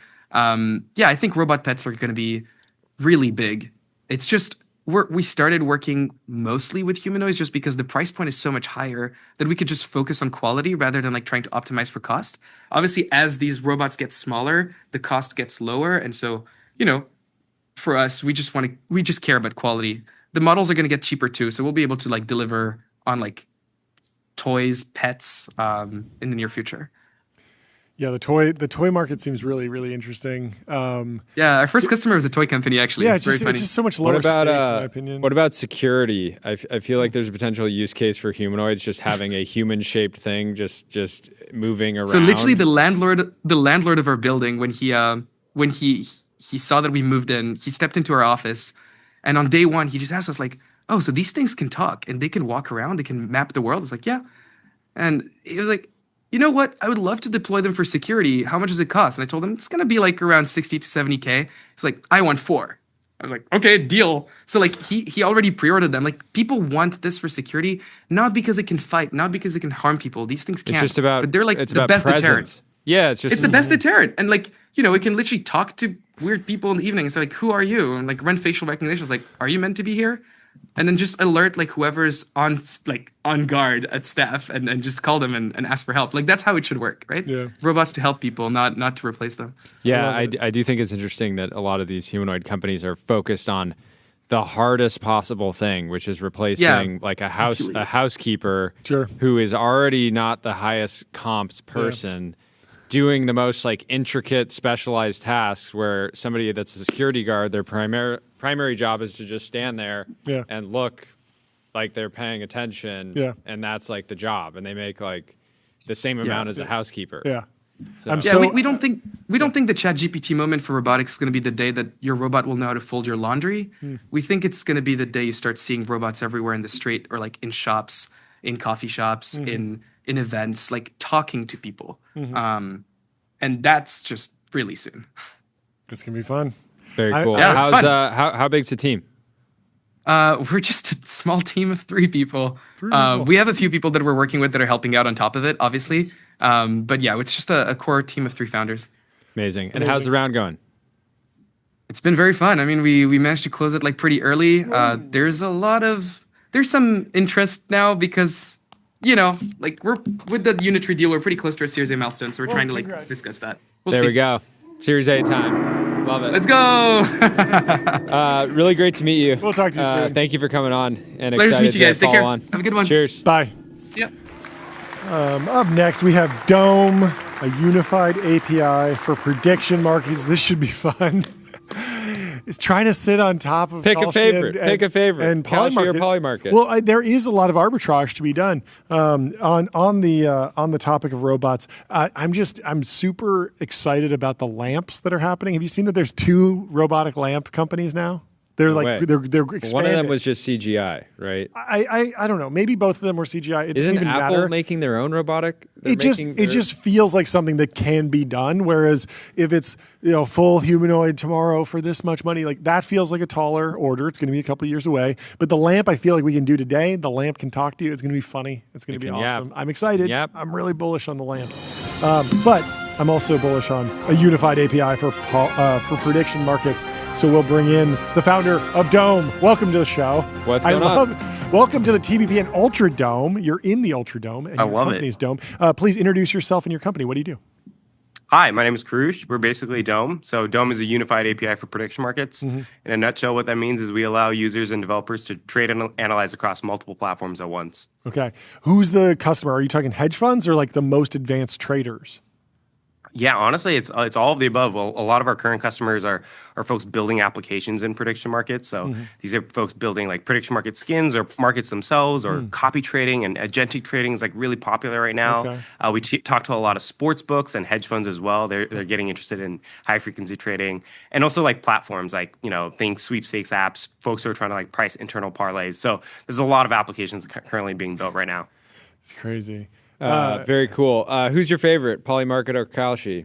I'm just kidding. I'm just kidding. I won't make you answer that. I was about to say that's the $1 million question. Yeah. No. I mean, it's unfortunate that the timeline is just so incredibly toxic right now. But I feel like you're able to kind of like sit back and be hopefully like Switzerland and support a variety of different exchanges. How do you think this market actually shapes out? Right. I think the big news from last week is that Robinhood is getting into the game themselves. They actually want to not just be a broker; they want to be the exchange. But how does this evolve? Yeah, I mean, we're supporting currently Polymarket and Kalshi. They're both great. Obviously, we don't pick a winner in the fight. We want everyone to do well. And what we're currently seeing is there are a bunch of new platforms launching, different regions, different specific verticals. Some folks are just like only sports. Some are doing crypto, mention markets. So what we're actually seeing is there's going to be a lot of players coming in, each trying to find their specific wedge, find their little market, their community there. And so in addition, you'll have Kalshi, Polymarket, you will have Robinhood, and a bunch of other big players that are probably launching soon. But you'll also have a lot of these like smaller players in different specific regions and verticals. And so we're excited to see like the whole world basically start adopting this. Do you have a a reference point for how cross-market transactions, is there a public markets equivalent to you, or some sort of layer that's not necessarily a hedge fund, but they're I remember reading Flash Boys, and in there they're talking about trading on the commodity markets in Chicago and then also the stock exchanges in New York, but it's done. This is all done by the hedge funds. There's not some sort of intermediary. Why do we need an intermediary here in this markets particularly? Yeah, I mean, that's a great question. Yeah. For what it's Flash Boys is my co-founder's favorite book. So Amazing. You hit it on the nail. There you go. But yeah, absolutely. So one, as you get a lot more providers in right now, a lot of the liquidity is fragmented. Okay. So if you actually look at just Kalshi and Polymarket themselves, about like 80% of their markets, their underlying contracts are the same event. Mm-hmm. So you actually have a good amount of overlap there. Mm-hmm. But you also hit it on the nail as well. As like there are other markets you can match against. Like sportsbooks are obviously very, very clear. There's a lot of prediction market overlap there. Crypto prices, perps, and all of these things. So by kind of taking all of this data in, creating that centralized source, it really helps out the hedge funds and those other professional traders who are trying to trade across multiple platforms because everything's in one spot. Mm-hmm. Or is some of your volume people just arbing markets on the different basically seeing like, okay, what are the odds on Kalshi? What are the odds on Polymarket, and trying to find alpha through that? Yeah, I mean, arbitrage is a very common request from a lot of our customers, right? We actually had a customer that charted using our APIs the different prices across the platforms, and it's a really cool visual because you can see the gaps over time of free arbitrage. And so arbitrage is a very common platform. One thing that we do really well is we make sure when we are matching markets across platforms, we tell them hey, this is for sure one-to-one market versus a maybe one-to-one market, because personally, the way we got started was we were trading ourselves and got burned as well when two markets look similar, but they're not perfectly similar, and you lose a lot of money. And so that's something because we're you think you're hedged, you think you're just squeezing 1%. So here's the issue is you can have the same event and different criteria in the market based on the platform and what exchange it's hosted on. Yeah. A lot of people have been seeing the rounds coming together for the different prediction market platforms and having flashbacks to OpenSea in 2021 and 2022. Why do you think NFTs, which also saw explosive growth in volume, are kind of not the right comp for this industry? Yeah, great question. Biggest answer is we've kind of seen this exact playbook before. Both my co-founder and I, we were founding engineers at a company called Alchemy. Mm-hmm. So they're the blockchain infrastructure layer for anything you're doing in Web3. They did extraordinarily well. And prior to them, really the only really big businesses in crypto was exchanges. Mm-hmm. After they came and solved the infrastructure problem, you saw a bunch of companies build on top of them, including OpenSea and Polymarket. So we've seen this wave. We've built a lot of the similar technology, the infrastructure layer at these previous companies. What you typically see is there's a huge hype and boom cycle. Everyone's excited, and then interest kind of fades away, but people keep building. And then the next hype cycle, you realize, wow, the floor is raised. And so with prediction markets, you saw this during the 2024 election. Everyone was super excited. They thought this was the future. The election ended. Everyone's like, oh, this is fine. We'll see you in 2028. But people kept building. And then the first week of the NFL Sunday, they did more volume than they did during the 2024 election. And so that's just more proof to say yes, there will be boom and bust as far as interest, but the overall market will continue to grow. Are you actually routing trades on behalf of clients, or just providing the data layer? Because I imagine it could get quite difficult when some exchanges are using digital asset, stable coins. Others are using traditional fiat rails. I'm sure you would need to integrate both. What can you say there? Yeah, so first things we start off with is you got to solve the read layer. You got to give developers the tools they need to build, right? So that was the first version of product, is just give them data, give them prices, APIs, tools, whatever they need to display on their application so that they can build applications, right? The next part of our plan was then, okay, let's actually start doing order routing and routing these requests to these different platforms. And we actually just recently launched our order router as of last week. Mm-hmm. And so we will be we first are starting off on the crypto angle, processing orders through on-chain portions, and then eventually we'll also do off-chain and traditional fiat as well. Do you think it's interesting that a lot of the sports books are funding lawsuits against the prediction markets while also starting prediction markets products themselves? I think it's super interesting. I think a lot of these sports books and sports companies are also very smart and aware. They understand, they kind of see the writing on the wall. There's so many more advantages to having a pure prediction market, a P2P experience. It's a lot better for the end consumer as well. So I think they kind of see the writing on the wall. I think while the lawsuits are like the equivalent of like maybe the taxi industry suing Uber back in the day, I think eventually most of this industry will move towards prediction markets. How's the round going? Round's been good. We actually closed up yesterday, and so super excited. We're excited to get back to building. I had a feeling. I appreciate that. Yeah, I appreciate the excitement. It's been an exciting journey so far. Well, thank you so much for coming on the show. Yeah, great to meet you. Congratulations. Likewise, appreciate you guys having us on. Celebrating domes. Yes, we appreciate you. We'll talk to you soon. Cheers. Have a good one. Before we bring in our next guest, let me tell you about none other than Turbo Puffer. Serverless vector and full text search. Built from first principles and object storage. Fast, 10x cheaper, extremely scalable. The Forbes 30 under 30 came out today.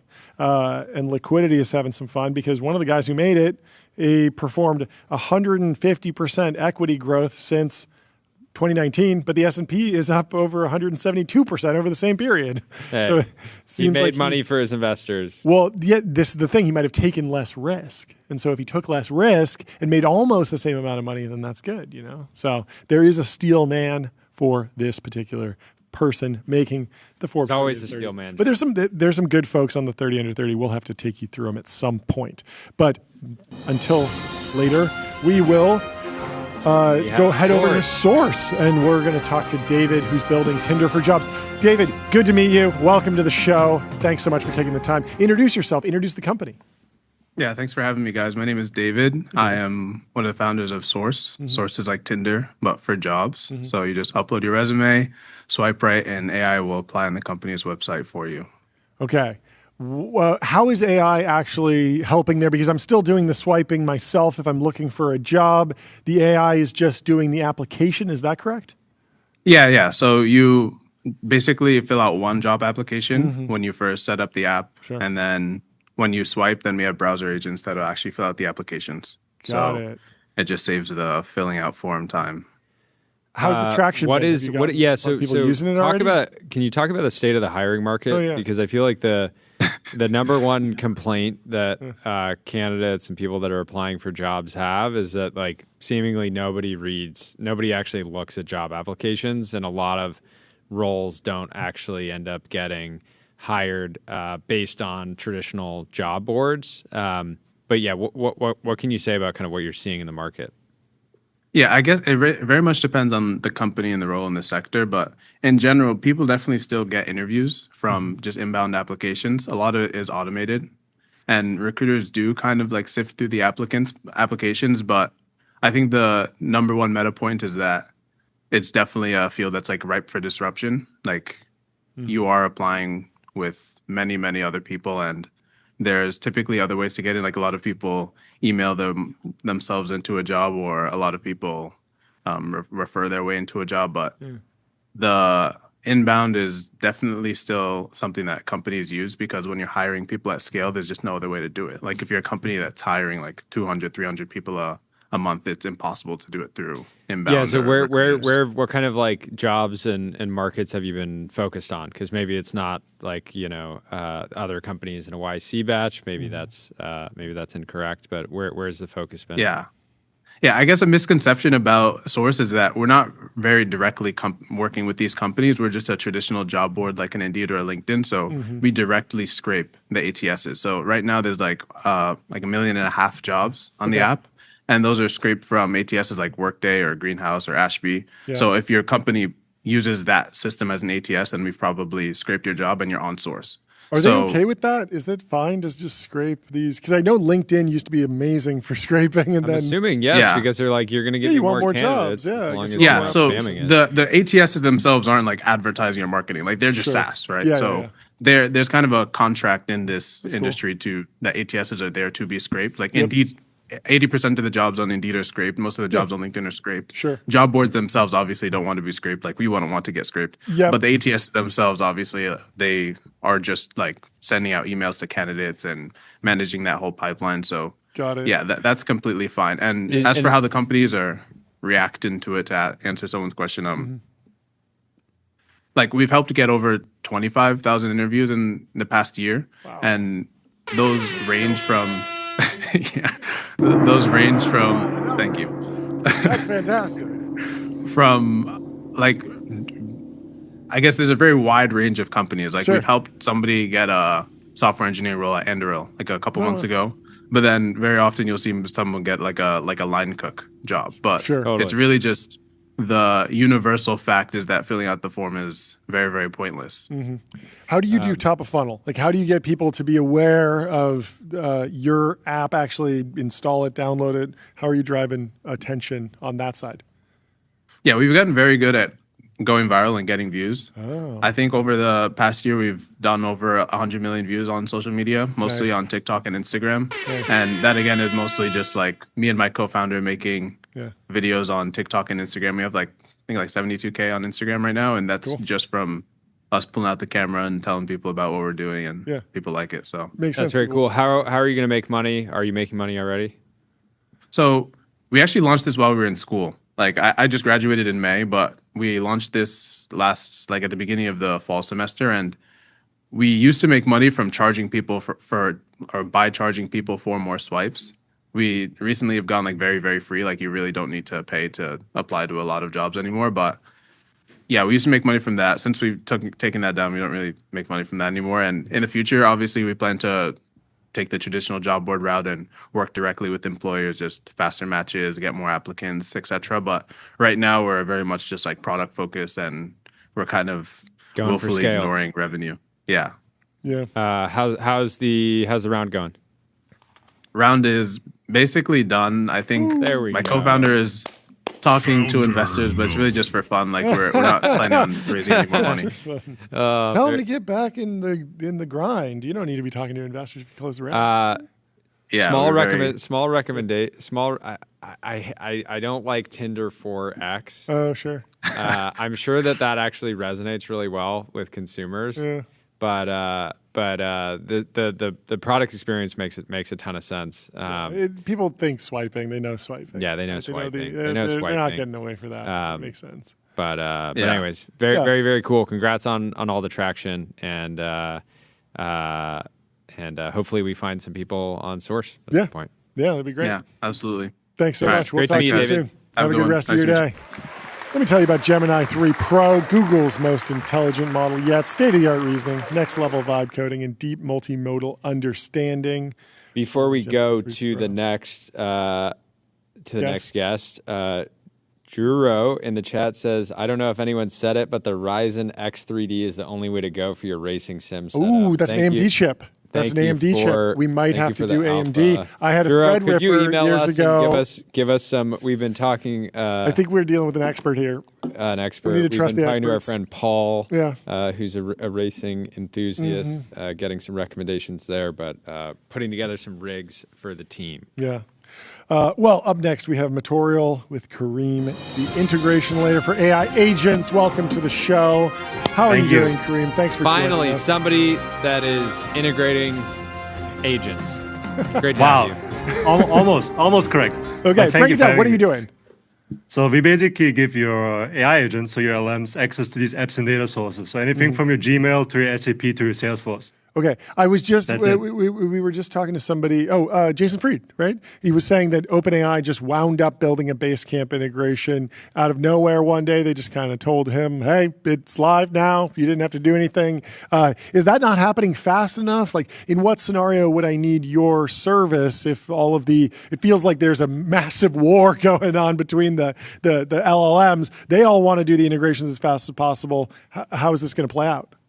I mean, actually, one of the OpenAI member of technical staff reached out to us for our product. So, this makes sense. There's that, but basically, one way to think about this is, right, first of all, OpenAI won't give you AI integrations for the other providers. People still want to be using Gemini. They want to be using Anthropic or any of these others. So we basically provide you with the developer tooling to use any LLM model with any AI integration. And it's not just integrations, it's also these things like access control. Right, because these Fortune 500s can't just unleash an LLM with access to whatever your Salesforce SAP to all the members in their organization. They need to think very concretely about who has secure access to which models and which data sources.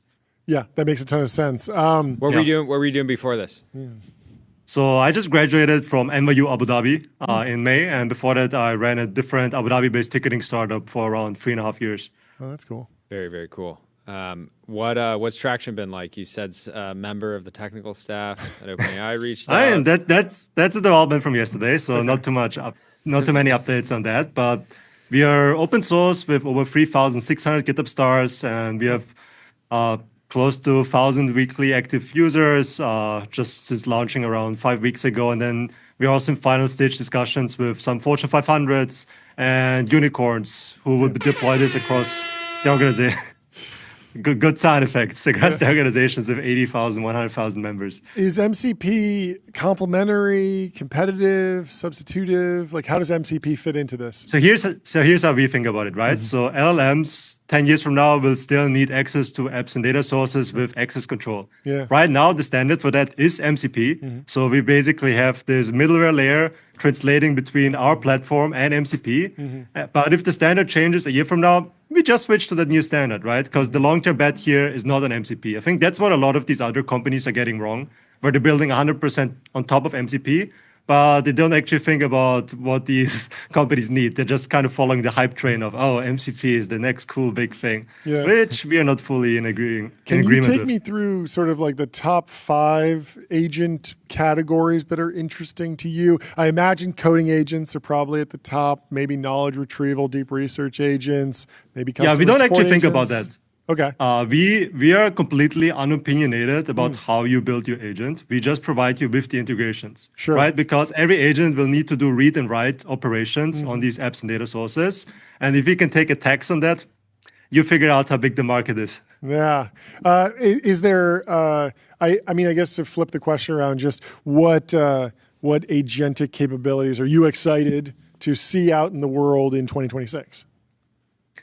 Honestly, I really like seeing all these new verticals where basically people just, what do they call them? Those full stack AI native firms where free people go in there, use these LLM capabilities and these, for example, legal agents or healthcare agents to compete with unicorns or large established players. I think that's really exciting. You kind of got this Goliath story there.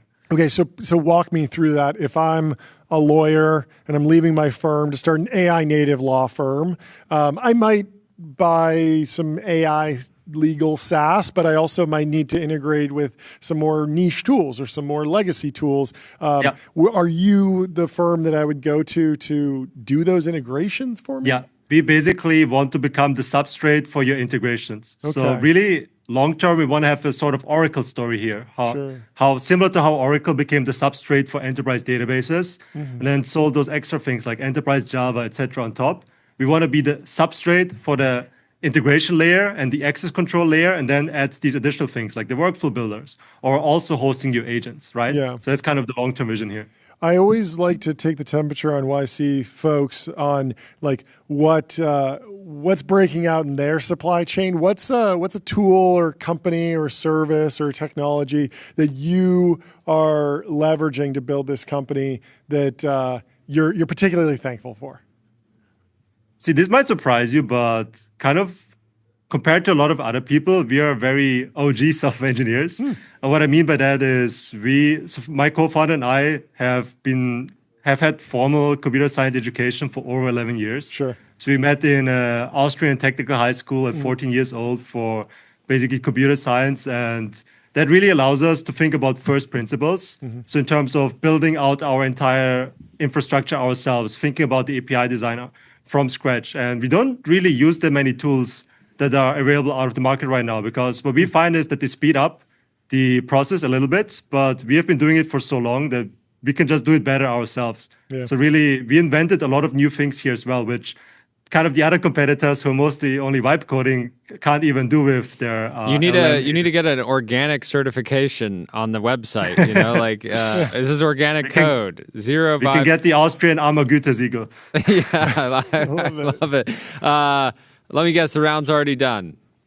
Yes, very fast. It actually wrapped up in around 5 days. 5 days. I knew it. Oh. I knew it. Congratulations. Thank you. Yeah, loved hearing how you're thinking about the opportunity and how opinionated you are. So congrats on all the progress. Excited to follow on. Appreciate it. I'm sure you'll be back on the show soon. We'll talk to you soon. Thank you so much. Have a good rest of your day. See you. Before we bring in our next guest, let me tell you about Fin.ai, the #1 AI agent for customer service. Automate the most complex customer service queries on every channel with Fin.ai. And we have Philip from Crunched. What a great name for an AI analyst, for an AI Excel analyst, for Excel power users. Just for power users. Have you ever been an Excel power user? No. You always had to have one hand on the mouse. You were never just on the keyboards guy. Always had one Oof, hand. rough. Very soft. I can hear Andrew Reid losing respect from you all the way from here. He's getting cooked. All the way from the valley. Indeed. Well, he is in the Restream waiting room. Let's bring in Philip from Crunch to the TVP and Ultradome. Philip, welcome to the show. What's happening? Thanks for joining us. Please introduce yourself and the company. Hey guys, pleasure to be on. Great to meet you. Michael, actually from Crunch, who did the last minute switch here. Oh, okay. Good to see you, Michael. Co-founder as well, COO of Crunch. Fantastic. Maybe I'll give you like a 2-second description of Crunch then. Crunch is your Excel AI analyst built by and for power users. So it's like the side panel chat in Excel, basically cursor for the world's most popular programming language. And then you just chat with the natural language and it makes modeling for you. Makes a ton of sense. Very clear value prop. I think everyone who uses Excel wants a Copilot, but there is a company that's trying to build Copilot and they happen to own Excel. How are you imagining this plays out? Are you going to live in plugin world? Are you going to live at the OS level and be screen scraping? Are you worried about sharp elbows from Microsoft? How are you dealing with all that? It's a great question. I think Microsoft is for sure going to build a great product. They're building a Copilot for 2 billion Excel users, and they're in competition with Google Sheets, right? I think we're building a tool specifically for the top 1% finance professionals, investment bankers, private equity associates, management consultants of the world, who use Excel in a very specific way, right? So this is more of the 5 million of the Excel users, the top 1%. So that's a bit of the difference. Lot of big market, big opportunity. If you build a great product, there's tons of people that will happily pay for it. There's also tons of startups as well going after this opportunity. What do you think? What do you think they're getting wrong, or or is this just going to come down to actual like product quality and working super closely with these power users to make something that actually integrates into their everyday Excel life? Yeah, absolutely. So I think we have plenty of startups going after this opportunity. We don't think about competition too much, but out of the big ones with the most traction, we're the only one with a team that has 10,000 plus real life Excel hours in our previous jobs. Me and my co-founder Philip in McKinsey and another finance gigs. And I think that really shines through in the product. I think also Crunched is modeling more like a real life analyst and performing more of the real tasks that you do on the analyst floor versus like some of the a bit artificial benchmarks you see around. So for example, Crunch can detect mistakes in workbooks. Plenty of time is spent in like private equity firms on actually reviewing Excel and making sure they are correct. As much time as modeling from scratch, right? And then these professionals typically work with templates, right? And they need Crunch to fill out and augment their templates, not build like basic analysis from scratch. We can do that as well, but we're great at working with large models and these sorts of things. How do you think about the enterprise flywheel here? It seems like one of Cursor's main advantages is that they have a really solid data flywheel now from open source developers and developers who are not in a enterprise level contract. I imagine that the top 1% of investment bankers, consultants, like on day one, they're going to not want you to train on their data because it's going to be not just some code that builds a front-end website, but like extremely critical financial information, private information. Like it is probably a higher bar to not letting that leak into a training run. So how do you get a data flywheel going? How do you improve the product iteratively? It's a good question, right? And as you say, security is top concern, I think, for all of our customers. We live with like global consulting firms, but also let's give it up for global consulting firms. They don't get enough love. They don't get enough love. Except I here. agree, I Except agree. here. As a previous Except developer, here. They just don't. I will defend Accenture. Exactly, McKinsey. exactly. No. That's good. No, but they're obviously super concerned about their security, right? And do course. live public deals, right? All of this stuff. And so like in principle, we do not train on the data of our customers, and we cannot see what they prompt or do, right? Yep. At the same time, what we want to do now, and just in record time, closed our fundraise. We want to make sure that we tailor Crunch to every single firm. And the Hawk as well, that's great. And then when we tailor it, we have discussed with a few customers like the opportunity to like, for some of the large organizations, they do enough modeling work on a global basis that it's possible to like tailor, do some fine tuning and tailor to their specific organization. But as well, we come in a forward deployed manner, right? And do customization, whether that is formatting or solving for their specific workflows and linking into their templates. How like the sims that they get, how can we link that into their specific LBO template and then transfer that from like the simple LBO to the advanced LBO and these sorts of custom. What's the custom biggest workflows. deal Crunch has supported? The biggest deal we have supported? That's a good question. I can tell you about the You don't the need to most name the impactful- company. Yeah, you don't need to name the company. It was a $500 billion company. They were doing a $1.4 trillion deal. They were doing about $20 billion in revenue. I'm not going to say who it was. Exactly. No, but I can tell you a real story about a mistake we caught though. Crunch has this error detection system. Okay. And on a live deal for an associate at one of our private equity clients in London, used the sort of Crunch mistake detection system to identify or like scan one of his previous models on a real transaction and identified a mistake in the working capital that overvalued the deal by 10 million pounds. So, Wow. Whoa. so that one is.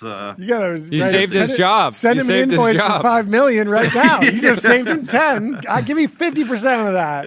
That's your seed round right there. Exactly. Well, Maybe the congratulations counterparty. on a fantastic demo day. Appreciate Thank it. you so much. Yeah, for being great on to the meet you, stream. Michael. We'd love to talk to you and more. congrats on getting I wrapped up. live for Excel agents. I'm so excited about this category. It just Amazing. feels Then like we should there's get you not access. I would love to. Thank you. good. Well, have a great rest of your day. We will talk to you soon. Great hanging, Michael. Goodbye. Cheers. All right. Thanks, guys. Numeral.com. What $500 billion company could that be? Numeral.com, compliance handled. Numeral worries about sales tax and VAT compliance, so you can focus on growth. Speaking of growth, there's some folks putting Menlo Ventures in the truth zone. Enterprise large language model API market share has been falling for OpenAI. It's been climbing amongst Anthropic, according to Menlo Ventures. Ev Randall puts it in the truth zone over at Benchmark. Multi-time TBPN guest, Ev Randall. He says, people are quoting this Menlo Ventures chart and extrapolating from it like it's official data from the Federal Reserve or something. It's a small sample survey conducted by an investor in Anthropic. Please calm down. I like that he's pouring some cold water on this. This was from November 3rd. Yes. Too, so At the same time, is it possible that OpenAI's enterprise large language model API market share is falling? Sure. They were the only game in town when they launched. And so you would expect their market share to fall a little bit over time. Will be interesting to see. We'll get more data on this. All these companies are going to be public in a couple of years. And so we'll know exactly how it's breaking down. Can't wait. Until that happens, we will return to our coverage of YC Demo Day 2025. We have Sava, the AI-powered trust company. Welcome to the show. How are you doing? What's going on? Hey, I'm doing great. How are you? We're fantastic. Please introduce yourself. Introduce the company. Tell us what you're building. Great. Yeah, I'm Nimit Maru. We're building Sava. We're building a new modern agentic trust company that administers advanced trusts. So is this specifically like will and trust? Yeah, so it's trust like will and trust. Okay. Yeah, exactly. Yeah, not because people would say a trust company could be somebody that makes sure your password doesn't get leaked or something. But this is specifically how old were managing you trusts. when you realized you wanted to use AI to spin up trusts? No, I'm just kidding. What were you doing? What were you doing before this? Well, my previous company was actually in John's no way. batch. summer 12 batch. No way. No way. What company? Yeah, and so at the time we were building Yelthy, which was a we were like like the front-facing camera had come out on the iPhone, so we wanted to build like a telemedicine, but we pivoted to being an early code education and like tech education company, and that's how we kind of built that, and then sold it in 10 years later. If you hadn't pivoted, you could have been selling meth at scale like some of the other telemedicine companies. But no, I'm glad you did. I'm glad you went the code. Very cool. route. Did you say selling meth? No, I'm just joking because I'm not sure if but there were some kind of telemedicine companies that went a little bit too far, and one of the founders is in jail now. They're so like, check if the patient's breathing. If they are, give them Adderall. that was going on. More seriously, talk about are these Nevada trusts? Like what's happening at the actual like entity layer? Sure. Yeah. So we're not drafting the trusts. We will basically like an attorney or like a fintech or legal tech that uses LLM to draft trusts. So they would create the trust document. And then once they need someone to administer the trust to be an independent trustee, that's when we would take over. We're getting our charter in Nevada, so we're going to be chartered in Nevada. Maybe eventually we'll go to other states, but that's where we're going to be right now. And we work directly with attorneys, wealth managers, fintechs to serve as the trust administration layer. So would you do you have like no consumer facing brand essentially? It's like purely B2B at that point? Well, I mean, it is consumer facing in the sense that the people who will be using it are also the families who have these trusts. Yeah. But the reason I say we work with attorneys is because generally the families are taking advice from the attorney or the wealth manager about which trust company to choose. Because I mean, how would a family know even what a trust company is or so? So we think of them as the ICP. Sure. Are trusts underrated? Yeah. I think they're underrated and they're underutilized. And also right now they're very annoying and expensive to create and manage. Sure. And so I think people don't use the power of trusts enough.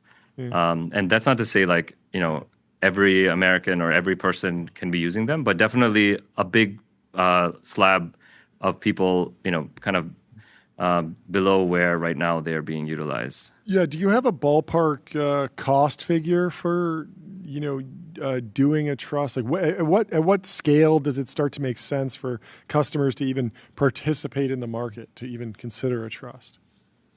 So I think creating a revocable trust that owns your house or other assets, that's applicable at like reasonably like almost any level for at like when someone would own some property. Just as soon as you own a house. Makes sense. Yeah. But then using something like Sava today, it's generally people who are trying to make irrevocable trusts. And so they would tend to have, like some millions, like, maybe like low single digits, or maybe mid single digits millions in assets before they start utilizing that. I think that as like tech makes it like a lot easier and cheaper to create trust in a good way, and also people like us can make it a lot more friendly and modern to administer trust. Like I think more people will be able to use them. Yeah, it should just get way cheaper. I mean, if you think about just the YC story of how much it cost to set up a corporation and raise a seed round in 2005 or something, you were looking at like 20,000, maybe 50,000 in total, like fees across everything. Now it's like Stripe Atlas, one click, they charge you what, $200 or something, and then $500, and then the safe is like 1 second, and administered by a bunch of folks, and like it's like really, really low cost, and that's obviously led to just more entrepreneurship. You would imagine that something similar happens. When the infrastructure gets better, like usage goes up, and even the safe. Like I was talking to my co-founder the other day, like the safe is an incredible invention that makes this like early stage of fundraising, so much smoother. Like back when we did it in the summer 12 batch, it was like all convertible notes, and even that a lot of investors wanted priced rounds. At this stage, it's like a pretty difficult thing. So yeah, I think when the infrastructure gets better, like more people utilize it, and like more people can take advantage. Well, congratulations on the progress. Thanks so much for coming on the show. Yeah, excited to check the product out. And we'll talk to you soon. Have a Great good to rest meet of you. your Yeah. day. Thank you. Cheers. Goodbye. Thank you, guys. Let me tell you about Profound. Get your brand mentioned in ChatGPT. Reach millions of consumers who use AI to discover new products and brands. I want to pull up this chart of the day from Co2. They say, hey, look, there's no code red here. It's all Baja Blast, because ChatGPT traffic historically dips this time of year. And it's a fascinating chart. If you actually zoom in on this Gemini 3 launch day, it looks like people stop using LLMs around Christmas. The turkey's going around. The tryptophan is coursing through their blood. They're getting a little They're sleepy. getting a little sleepy. They're having an extra bottle of wine, and they're taking time off from their chat app, specifically from ChatGPT. This is bizarre. That this chart tracks so much with when people do work. You can see that ChatGPT grows in the spring every year up until summer. Then it completely flatlines during summer. Then it peaks when school year starts again and work starts back up. Then it crashes on Black Almost like Friday. it's a tool pops used a by little students and students and people with workers, jobs. people with jobs. That's everyone. That's everyone. Come on, that's everyone. What about the unemployed? Oh yes, I don't know. Well, they're the ones that are holding it up. They're holding it down during Black Friday. They're like, I'm still grinding. But clearly, folks did not get the great lock-in memo, because the whole point was that you were supposed to continue to use all the AI apps. Anyway, it's a fascinating chart. I'm sure we'll be digging into it more, reading the tea leaves. But up next, we have Ben from SF Tensor. It's Vercel for GPUs. Welcome to the show. Hi. Thank you so much. Please introduce yourself and the company. Great to have you. Hi. Yeah, thanks.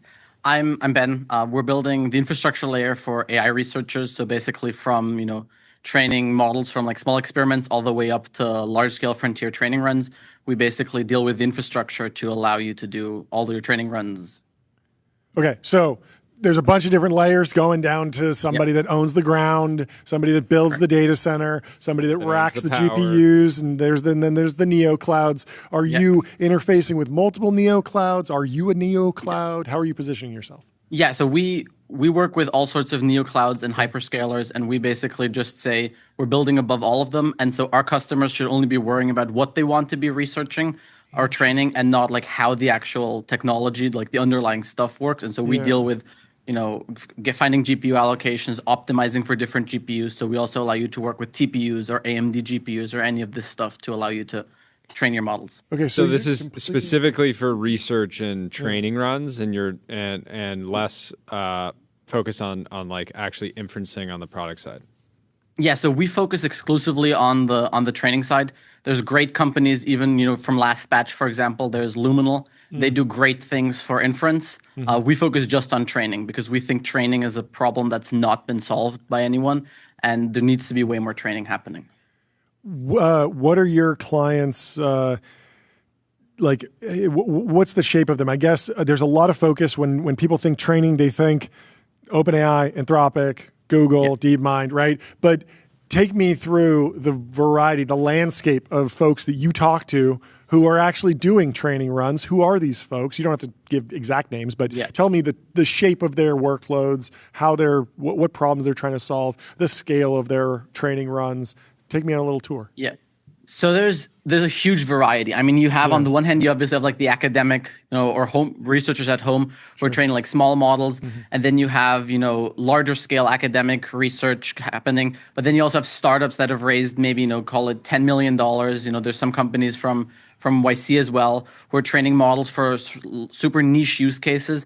And then there's also companies that have raised hundreds of millions or up to $1 billion. There's a bunch of labs actually in that area who are training their own models. You don't just have Anthropic. I mean, like the text-based models like LLMs, there's not an awful lot of competition going on there anymore. Things have sort of converged at the top there. But for everything else, like drug discovery or protein folding, all of these things are still problems that have not been solved by anyone. Is it correct to say that SF Tensor is a bet that there will be millions of smaller models for specific use cases, or one day billions?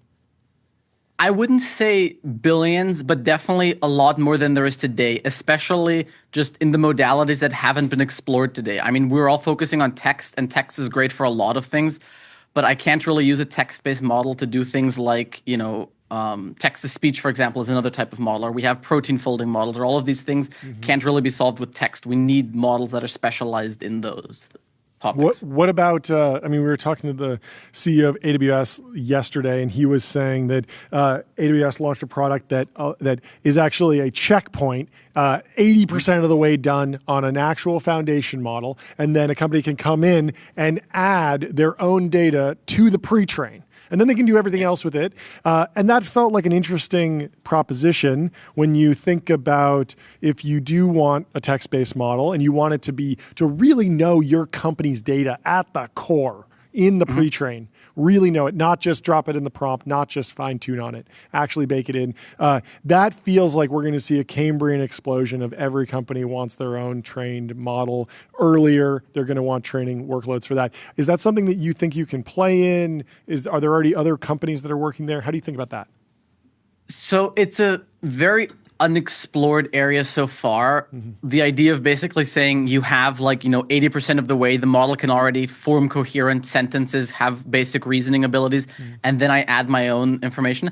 I think that's going to be very important in the future just because it allows me to take a base model and then not just do post-training, but sort of, continuous pre-training almost. Continuing the pre-training. I think there's going to be a lot of use cases that come out of that, and I think we can help there. I mean, we don't really care what you're training on the hardware. If it's an AI training, we can help with that. So that's definitely something we're looking into. Do you want to ask about progress? Yeah. What kind of metrics were you sharing today during demo day? Yeah, so the metric we're sharing is we launched 2 weeks ago, and we did $41,000 in usage-based revenue since then. There we go. Love it. And how's the round going? We closed the first day of fundraising. I knew it. So yeah. First day of fundraising. There we go. There you go. I'm not gonna dox, but a friend of ours. We got a text message about you. We got a text message about you. A friend of ours just backed one company this batch, and he's known for backing great companies, and he just backed you. So I'm excited for you guys to announce the round soon, and come back on and do it on TBPN. Thank you so much. Awesome. Great to meet you, We'll Ben. talk to you soon. Cheers. Have a good Great rest to meet you. Good to meet you. Let me tell you about GetBezel.com. Shop over 26,500 luxury watches. Super intelligence for your wrist. Fully authenticated in-house by Bezel's team of experts. Brad Gerstner on Trump accounts. POTUS was elected on a Main Street agenda to get the rest of America into the game, and that's exactly what this does. Bill Gurley showing him some respect. And tip. we didn't cover it yesterday, but Michael Dell donated $6.5 billion to these Trump accounts, the accounts where children get them. They can't be touched. They're invested, and they compound over 20 years. $250 for a bunch of individuals. And there was some pushback. Some people are saying, well, if you compound at the S&P, even if you compound at 10% for 20 years, it's only $1,000 or a couple $1,000. It's not that much money. It's not life-changing, but it's like a piece of it's one that's just Dell's contribution. There's going to be other people that are contributing, corporations. There's $1,000 from America. And and there's a whole bunch of other ways to add money to the account over time at birthdays and Christmas and stuff. It's families targeted donations. And the most important thing is that it's a lockbox, so it's psychologically a lockbox. So I still stand with the Gerstner accounts. It's incredible. But we have our next guest in the Restream waiting room from Locus, payment infrastructure for agents. How are you doing? Welcome in with the tie-dye. Please introduce yourself and tell us what you're building. First tie-dye shirt ever I like on it. TBPN. We've done over 1,000 interviews. I don't think we've ever seen one. This is unique. I like it. It's a first. Thank you. Yeah, and they, thank you. And so they actually switched me up with the other guy. Oh, so okay. You're Icarus. Sorry. Yes. Okay. Icarus. Great. Yeah. Well, yes, sir. Henry Tie-Dye, welcome to the show. Yes, sir. Henry from Icarus, please introduce yourself and tell us what you're building. Yeah, so I'm Henry, founder and CEO at Icarus. My background, aerospace engineer, Georgia Tech, built drones for NASA and satellites at Orbital. Cool. Icarus, we're building solar-powered autonomous drones that fly at 60,000 feet for weeks at a time. Close to the sun. Yeah, Close to the sun. Yep. Not the closest, but Not up the there. closest. And in fact, if we flew any higher, we'd actually fall out of the sky. So we want to stay at 60,000 feet. Yeah. You're like, but we're gonna try flying a little higher. Okay, how many hard tech companies were in this batch? I believe like 5 or 10. Yeah, Yeah. that seems about right. It's I feel like Yeah. it's been like steadily at 5 to 10 for forever, basically. Okay, So take me very through the bear case for stratospheric drones. Yeah. What I've heard is, people always refer to the SR-71. It's such an amazing plane. It flies, I think, around 60,000 feet.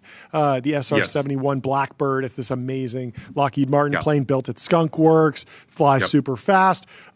We can't build planes like that anymore. We don't have it in us. And when I talk to folks who are like, yeah, it kind of sucks that we can't build that because it was really cool, but we have satellites now. And satellites go way higher and way faster. And so if you need to put a camera over something, we usually just use a satellite. So why not satellites for this use case? Yeah, from first principles, you're 20 times closer than low Earth orbit, and you can stay fixed over an area. So just from an engineering perspective, it makes a lot of sense. The bear case is pretty much like none of this is new. Even what I'm doing, the solar powered version, it's all been done. It's just been too expensive. Sure. So the question is like, can you get the cost down? Can you? How are you doing that? Is it just so like being a that's what we're startup? doing. Like, are you using cheaper materials? Are you standing on the shoulders of giants? Like, what are you leveraging to actually make it cheaper? We'll talk about the form factor first because I'm on the website and this thing just looks like a massive, really skinny bird. So it's very unique. Very unique. It's Icarus1.com. Icarus. Or sorry, Icarus.1. Icarus.1, correct. Yeah, to your point, John, it's about getting the right product specifications. For the first go-to-market. Oh, wow. And so, our first product, it's a 20-foot solar-powered bird. Flies for weeks at a time. Yep. The bird noise is perfect. So it's effectively like a loitering drone that's just sitting at 60,000 feet, and I'm assuming it's incredibly light. It's solar. It has a battery, but it can generate solar power on the fly to increase the battery life effectively. Like it's not sufficient to hold it in the air forever yet, but it can stay up over a specific area. So is this primarily like defense applications early on? Who are you trying to sell this to? Yeah. Act 1, it's all defense. I do think this is much bigger than a defense company. I do see the stratosphere as a category, and once you kind of are able to make the stratosphere affordable, then there's many things you can do. So one easy example, today you can't really carry very heavy payloads. You can't carry and deliver a lot of power. But what the future looks like, and there's like no laws of physics that says you can't do this. You can essentially take like a Starlink satellite and have that in the stratosphere. And imagine if you had this Starlink satellite that's 20 times closer and fixed over an area. So then that's the future. And what you can do from that, it's anyone's imagination. Near term, there's a lot of clear, direct line of sight towards defense and a market there. Again, it's like really difficult. It's not like a category yet today. There's no real markets, but with defense, there's a clear need. Very cool. How do you actually get the drone up? Is this something that you launch like a rocket and then it sort of spreads its wings at some point? Like, how do you actually get a 20-foot drone 60,000 feet in the air? Into the air. You yeet it? So we use a balloon. You yeet it? Oh, you use a balloon. Okay. Okay, that seems less violent than yeeting a 20-foot drone. Some drones are yeeted, I believe. This is a real thing. So you use effectively like a weather balloon to take it up. Are you a beneficiary of Starlink? Are we a competitor? No, a beneficiary. Beneficiary? Like, can you use Starlink effectively as like the backbone for communications? Yes. That is our beyond line of sight method. Sure. Yeah. So we have Starlink on it as an option. Yeah, that's very cool.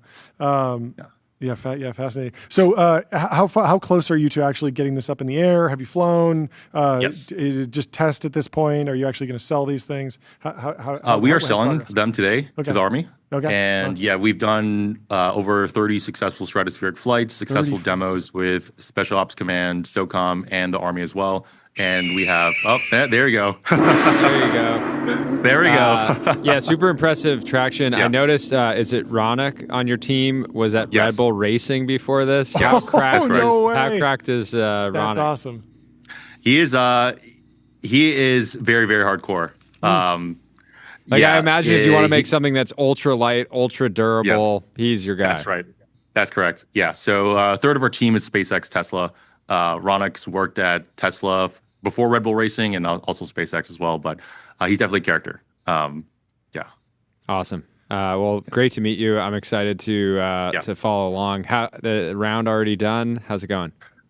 Yes. Raised a lot of money. There you go. Hit the gong again, John. There we go. Yeah, buddy. Yeah, buddy. Yeah. Just Great. coming on. Absolute legend. You're a TBPN Yes. legend. Yeah, thank you. We might have to make a TBPN tie-dye shirt in your honor. Yeah. This Let's do is it. amazing. Yeah. I love it. Thank you so much. Very cool. Very Well, cool. Yeah. have a good rest of demo day. Congratulations Yeah. on all the progress. Great. Very excited to see these up in the stratosphere. Just don't fly them too high. Yep, exactly. Perfect. Good All right, luck. Jordy, John, thanks so much. Have a good Great to rest of meet your you, day. Henry. Goodbye. What a legend. I need to know from you if we have some breaking news that we can share right now. It sounds like we might have some surprise guests joining the stream, so stay with us.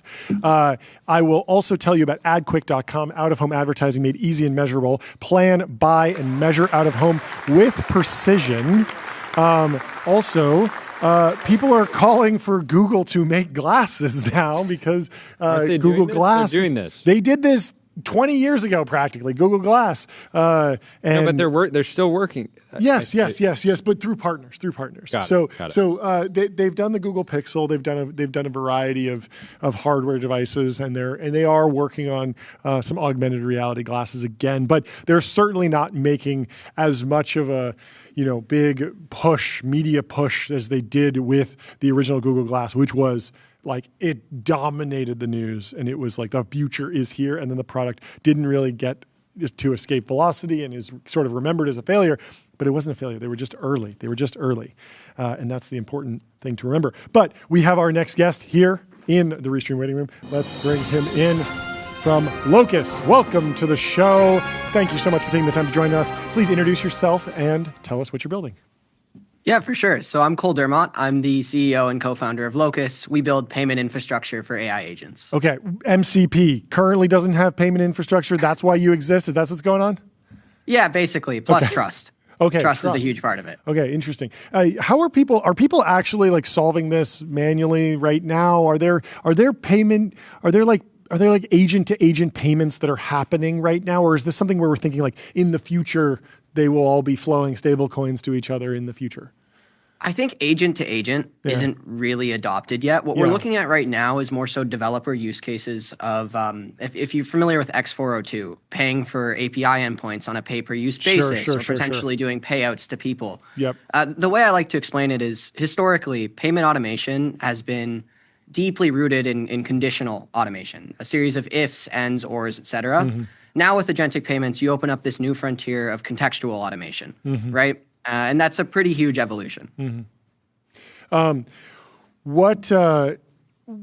do you imagine the first adoption of agent-to-agent payments, or even just payments for agents broadly, playing out? Me and Jordy have been talking about this with the agentic commerce stuff. We're using ChatGPT, we're using Gemini. There's all these times when I run into a paywall, and I can tell it's running into a paywall. It's like, I can't tell you about what's going on that website. And I'm like, oh, you actually could if I gave you my credit card. I know you could, but they can't.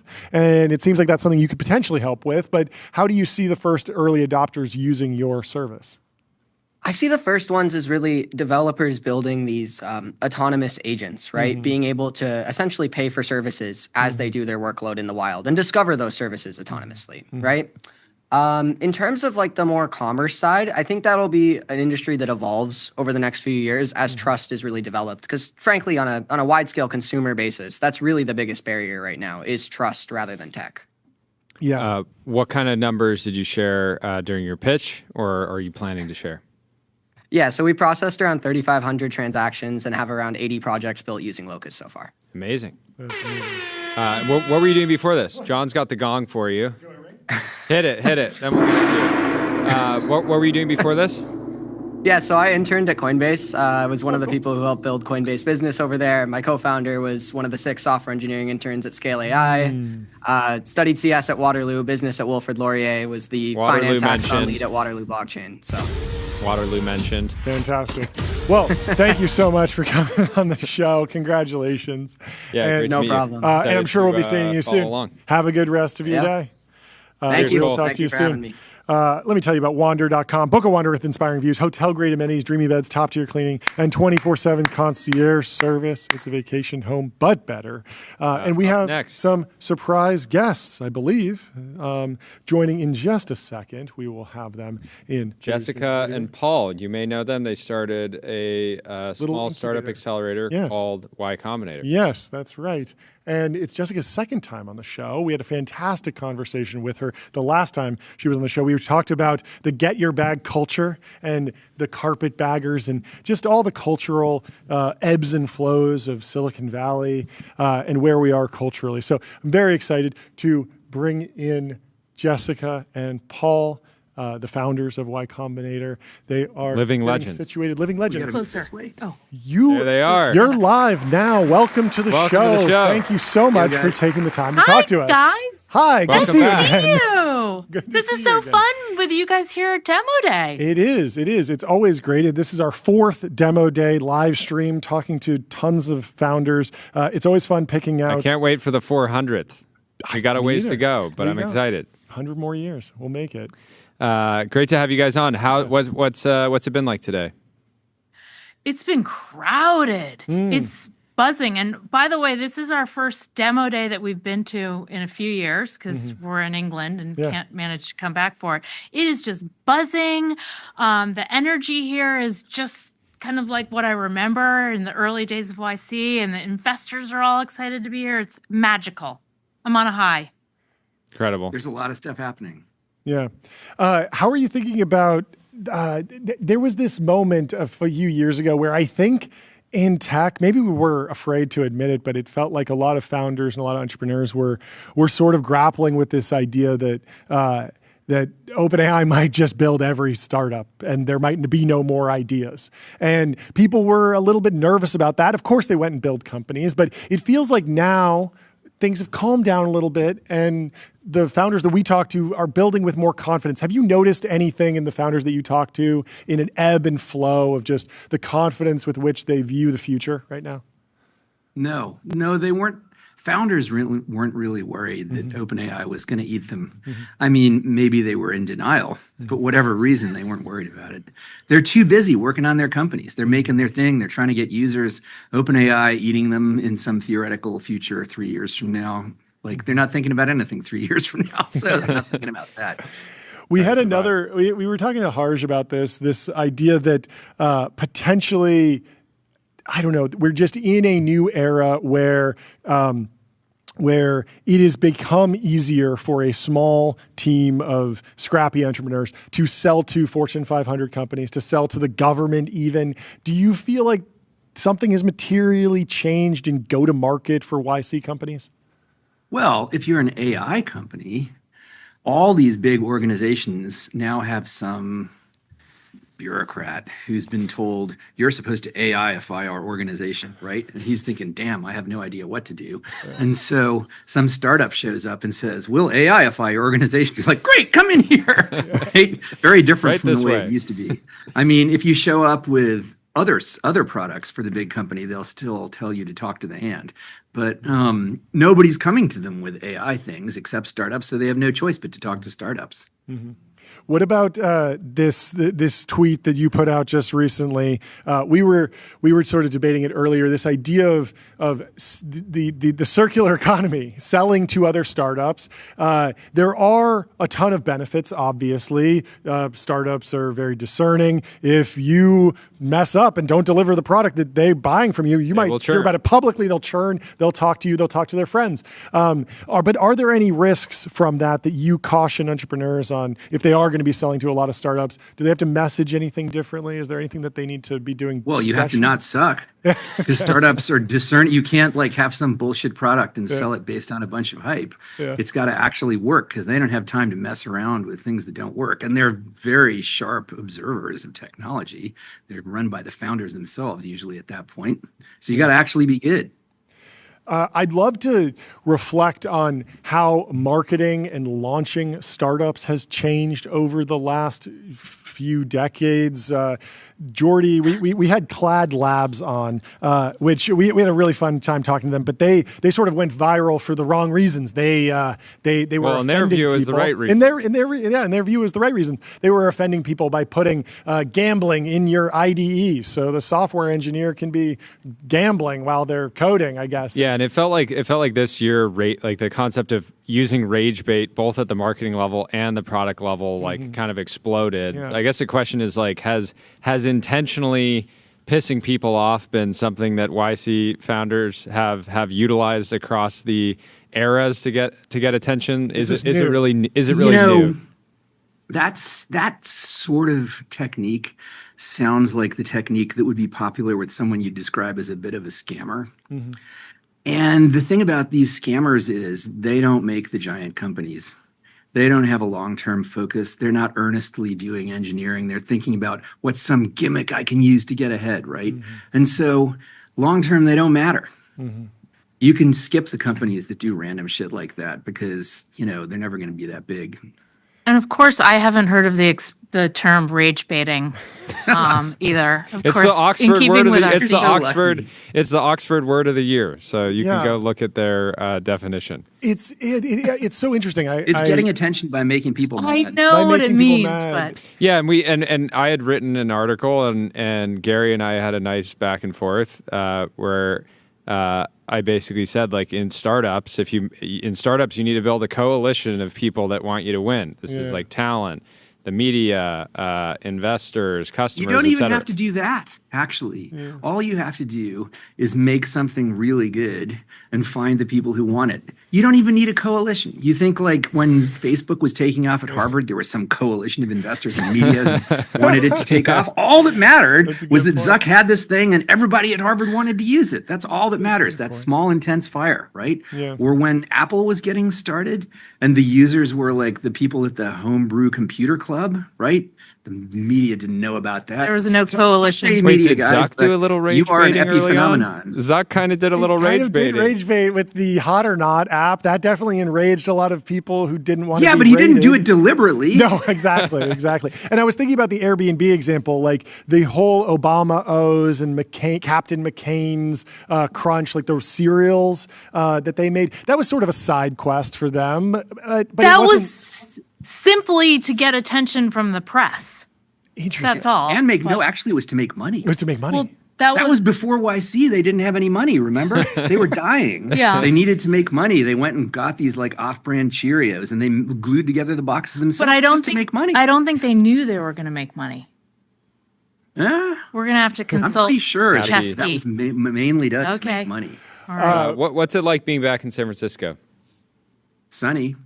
It's fabulous. The energy is so great here. I'm so happy to be back and so happy to be around startups right now. I'm having a great day, if you can't tell. It gets better every time we come back. Daniel Lurie is really cleaning up the city. Yeah. Every time we show up, it's a little better. That's great. I was asking, how far back have we gone? Have we gone all the way back to when Ed Lee died? Not yet. We're but we've turned the clock back to maybe 2 years into London Breed. Oh, that's good. Okay. Yeah, that's great.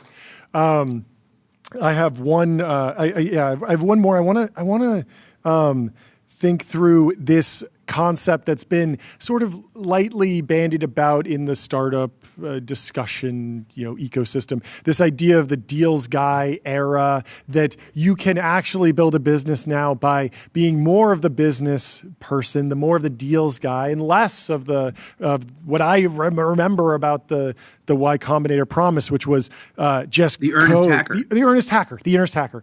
And it feels like there's a lot of people that are saying, yeah, but there's actually a way to go and get this person, just marshal the capital and, do something that's just been forgotten, not necessarily discover something new. And I was wondering if you have any reactions to this idea that increasingly there are entrepreneurs that sort of get really big. Who knows if they win, but they seem to win on the back of just raw deal-making talent as opposed to raw engineering leadership. Maybe an enterprise more. Enterprise, sell crap to CTOs instead of selling good stuff to programmers. So salesmanship has always mattered more in enterprise. Yeah. I have one observation from this morning's session of Demo Day. Most everyone that presented this morning is an earnest hacker. I said to the person next to me, they're all nerds this time, like 100%. And I love it. Yeah, if anything, YC drifted too far away from funding earnest hackers. And so YC for the last few years has been focusing more on getting back to the essentials, back to the roots.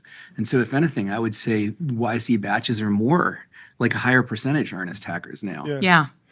I think, honestly, I would still bet on earnest hackers. Yeah, I agree with you. Do you think that is what the essential skill set of YC leadership needs to be? Because I don't want to discredit all the hard work you did in the early days, but you didn't have to fight the fact that there were people out there writing blog posts of how to reverse engineer and make it look like you're an earnest hacker when in fact you are the carpetbagger. And now there's a whole industrial complex for how to fake your way and make it appear that you're an earnest hacker when in fact you're not. If the YC partners are themselves hackers, you can sniff out a faker like that. It's not even a problem. Yeah. But that seems like the main way that YC creates value these days. We'll just be continuing to hold that line, essentially. What do you think is your most? Yeah, I think here's something that will reassure you.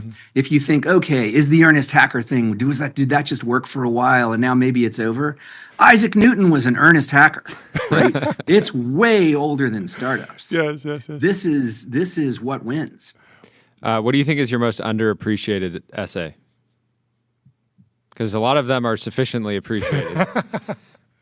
The thing is, I don't know how much people appreciate them. I don't know how much people appreciate different ones. So it's hard to say. How to Do Great Work is pretty good. But I think people like that one. Yeah. Right? I read Life is Short at least once a year, but people like that one too. Yeah. I don't know. I don't know. That's a weird question. You'd probably have to look at inverse page views, which gets the least page views historically over the past year, let's say. If I was looking at a list of page views, I could tell you. Okay. Well, maybe we'll have to follow up and get some breaking news. That's very funny. Do you have anything else, Ray? What else? Paul, are we in a bubble? No. Everybody's always saying we're in a bubble, every year people say we're in a bubble. Every year people say, the valuations at Demo Day, they're too high now. Right? I mean, they were saying this back in 2010 when the valuations were $4 million.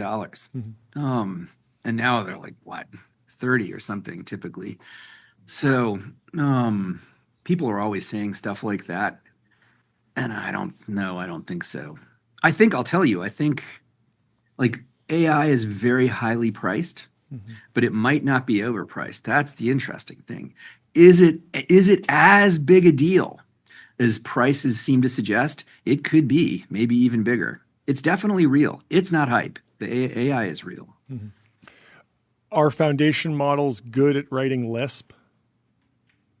I think they would be good at writing Lisp. Yes, because they're good at writing things that have a lot of training data out there, right? And there's a lot of Lisp source code. So I think they'd be fine at writing Lisp. How are you using AI in your life? I just use it like ordinary people do. I ask it questions. Sure. Very boring answer. It's a good answer. It's not like, I'm training my own model to do a better Google search. What? No. I haven't actually written anything using AI. Yeah. I feel bad. I really should write an LLM because you can't really understand this stuff unless you've written one. I should write an LLM, but I haven't done it. Yeah, didn't Karpathy publish a whole he did it. ChatGPT from first principles type of thing? It seemed really like a to fun teach project. himself. Exactly. That's why he did it. Well, he has a new That's why company people do that's these an education technology company, and I believe that the main course will be teaching yourself to build an LLM, teaching yourself to build a chatbot effectively, which would be very That's cool. what I tell high school kids. I get all these emails from high school kids say, I'm working on a startup, to introduce like founders to VCs or some crap like that. And I say, don't start a startup. Get good at technology. Write an LLM. Yeah. Then you can start a startup. Do you think, reflecting on the history of YC, do you think it's fair to try and create a concept of eras around like what the key insight was? I remember a lot of people saying like one of the first key insights was just this idea that you could take someone fresh out of college and actually give them money and they could go and build a business. They didn't need $10 million. They didn't need 10 years of experience in the enterprise. Or an MBA. And then maybe the second era was thinking that maybe the same rules applied internationally. And that was like a second wave of entrepreneurial energy that was unlocked by the YC ecosystem. We had international. I mean, we always had international. We understand countries aren't all that different. But do you think there are any other like underappreciated aspects of like the YC strategy, or is it really just as simple as Well, there were things we didn't appreciate in the beginning. Yes. So, for example, we didn't understand that as a byproduct of funding all these companies, we would create this alumni network. We had no idea. But the alumni network is enormously important. It's out there now. All these alumni are investors. Yes. It's staggering how many are investors now, actually. Yeah. It's amazing. It's like taking over Silicon Valley, and we never had any idea that was going to happen. Okay. On the alumni network, is it fair to characterize YC as a bit of a union against venture capitalists? Yeah. It's a lot like a union. Because if you attack one individual, one founder, if you fire the founder after investing, you get board control from them and you oust them, that might make its way into the rest of the YC community, and it overall raises the level of founder friendliness. Is that correct? You know what, though? It's not simply one-sided, because if founders screw over investors, if they like do a handshake deal and then refuse to go through with it, we would tell them not to do that too. We want everybody to like play by the rules. Yeah, and behave well. Because the big wins don't come from breaking the rules. The big wins don't come from little cheats that get you 2x multiples in a world of like 1000x returns, right? It's for the same reason like people in Silicon Valley don't focus a lot on tax evasion. Because what's tax evasion going to get you? Like 2x returns in a world where getting the right startups will get you 1000x returns. You know? Do you think that the process of founding a company, raising money is at its the end of history in terms of efficiency? Like the safe is the most efficient document we will ever have, or do we need to speed things up even further? Well, Carolyn Levy invented the safe, and she also invented the convertible note that everybody used before it. So she has twice rewritten the rules. She has twice recreated the chessboard that the game is played on. If she thought there was a better thing than the safe, she probably would have created Maybe it. she has a third one in her. We should ask. We'll ask her. In fact, trilogies are very popular. Oh, yeah. Okay. Yeah. And you could ask her that, John, when you come on our podcast. We'd love to. I'd love to. I can't Is there wait. anything wrong with the safe? And if there is, why hasn't she fixed it already? Yeah. You know? Yeah. So probably not, because C. Levy's not Slack. If there was anything missing, she would have like made a new version. Yeah, I mean, from my perspective, it seems like it's worked. What problem in the world did you think a YC startup would have fixed by now? I think like housing affordability or any of these sort of major. we don't have any grand strategic vision for what the startups do because the founders know that, not us, right? That would be like asking a publisher, what novel do you think, would you have expected someone to write, right? Good publishers, they just they let the novelists write the novels. So we just try and find good people. What do? Whatever these good people are interested in. Any preconceptions we had about what they should do would just be adding noise to that. How do you think about coaching folks through pivots? It feels like we're in an era where there's a lot of companies that are still finding product market fit. Pivots are probably just as common as they always have been, but everyone has an order of magnitude more money. If anything, more common. Yeah. Yeah, I think that it's more common. You talk about new ideas with startups all the time in your office hours. This is one of my specialties. Yeah. When people are just dead in the water and they need to get a new idea, they often get sent to talk to me, and we cook up something. Has the advice changed if someone comes in and says, hey, I have $200,000 raised and I have me and my co-founder are living in an apartment together and we need to pivot, versus I come in and I say, hey, look, I got $5 million and I got 20 employees already or something like that? 20 employees. I don't know. It's happening, right? You do see this, right? Well, no. Usually Not they that don't have late. 20 employees. Okay. Yeah. Usually, I mean, that would be alarming. That would be very alarming because But it feels like there's so many companies. Those that 20 just have employees raised so constrain much. the idea you're going to have. If you just Totally. have the founders, you could do anything. Yeah. If you already have 20 people, you either have to fire them or do something that those 20 people can do, right? Yeah. Which really constrains your options. Yeah. So it's the problem with the 20 employees is not the cost. It's that they limit what you can think of, which is why you shouldn't hire. Just don't hire. Just don't hire. What kind of guidance do you give to founders around that are feeling a pressure to go from 0 to 100 million in ARR in like 3 years or whatever like the new gold standard is? What I tell startups over and over and over is all that matters is growth rate, not the absolute numbers, because mathematically, you'll see if you try simulating it. If your growth rate is high enough, doesn't matter what the absolute numbers are, you'll get there. Yeah. And so you just get a really good growth rate. And so the great thing about focusing on growth rate means you can focus on startups. You can sell stuff to startups for cheap instead of having to go and do these big deals with big companies that take a long time and make your product stupider, right? You can sell things to these quick deciding early adopters, and then you just get more and more of them, and your company grows by several percent a week. Eventually, it's going to be huge. Are you still recommending to folks who ask for advice for kids that they should learn to code? Yeah. Oh, yeah. I still tell people that. Or at least learn technology. It doesn't have to be coding specifically. You can learn how to make rockets, or drones, or work with lasers, or gene editing, or something like that. But you should do the stuff and not just play house pretending to start fake startups in some business plan competition. Yeah. I tell everyone who says they might want to start a startup someday to learn to code, because it's the most important thing you could do. That and save your money.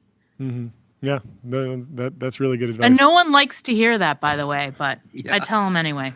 Yeah, no. We give a lot of advice. People come and they want advice. It's like if you went to the doctor and you said, "Doctor, what can I do to be healthier?" And the doctor says, "Eat less and exercise more." And you're like, "Oh, I was hoping you'd say something else." Yes, right? yes. Well, that's what it's like when they come to me. Right? They come to me for advice, and I say the startup equivalent of eat less, exercise more, and they're like, "Oh, isn't there some trick I could use to get virality? Couldn't I get virality instead?"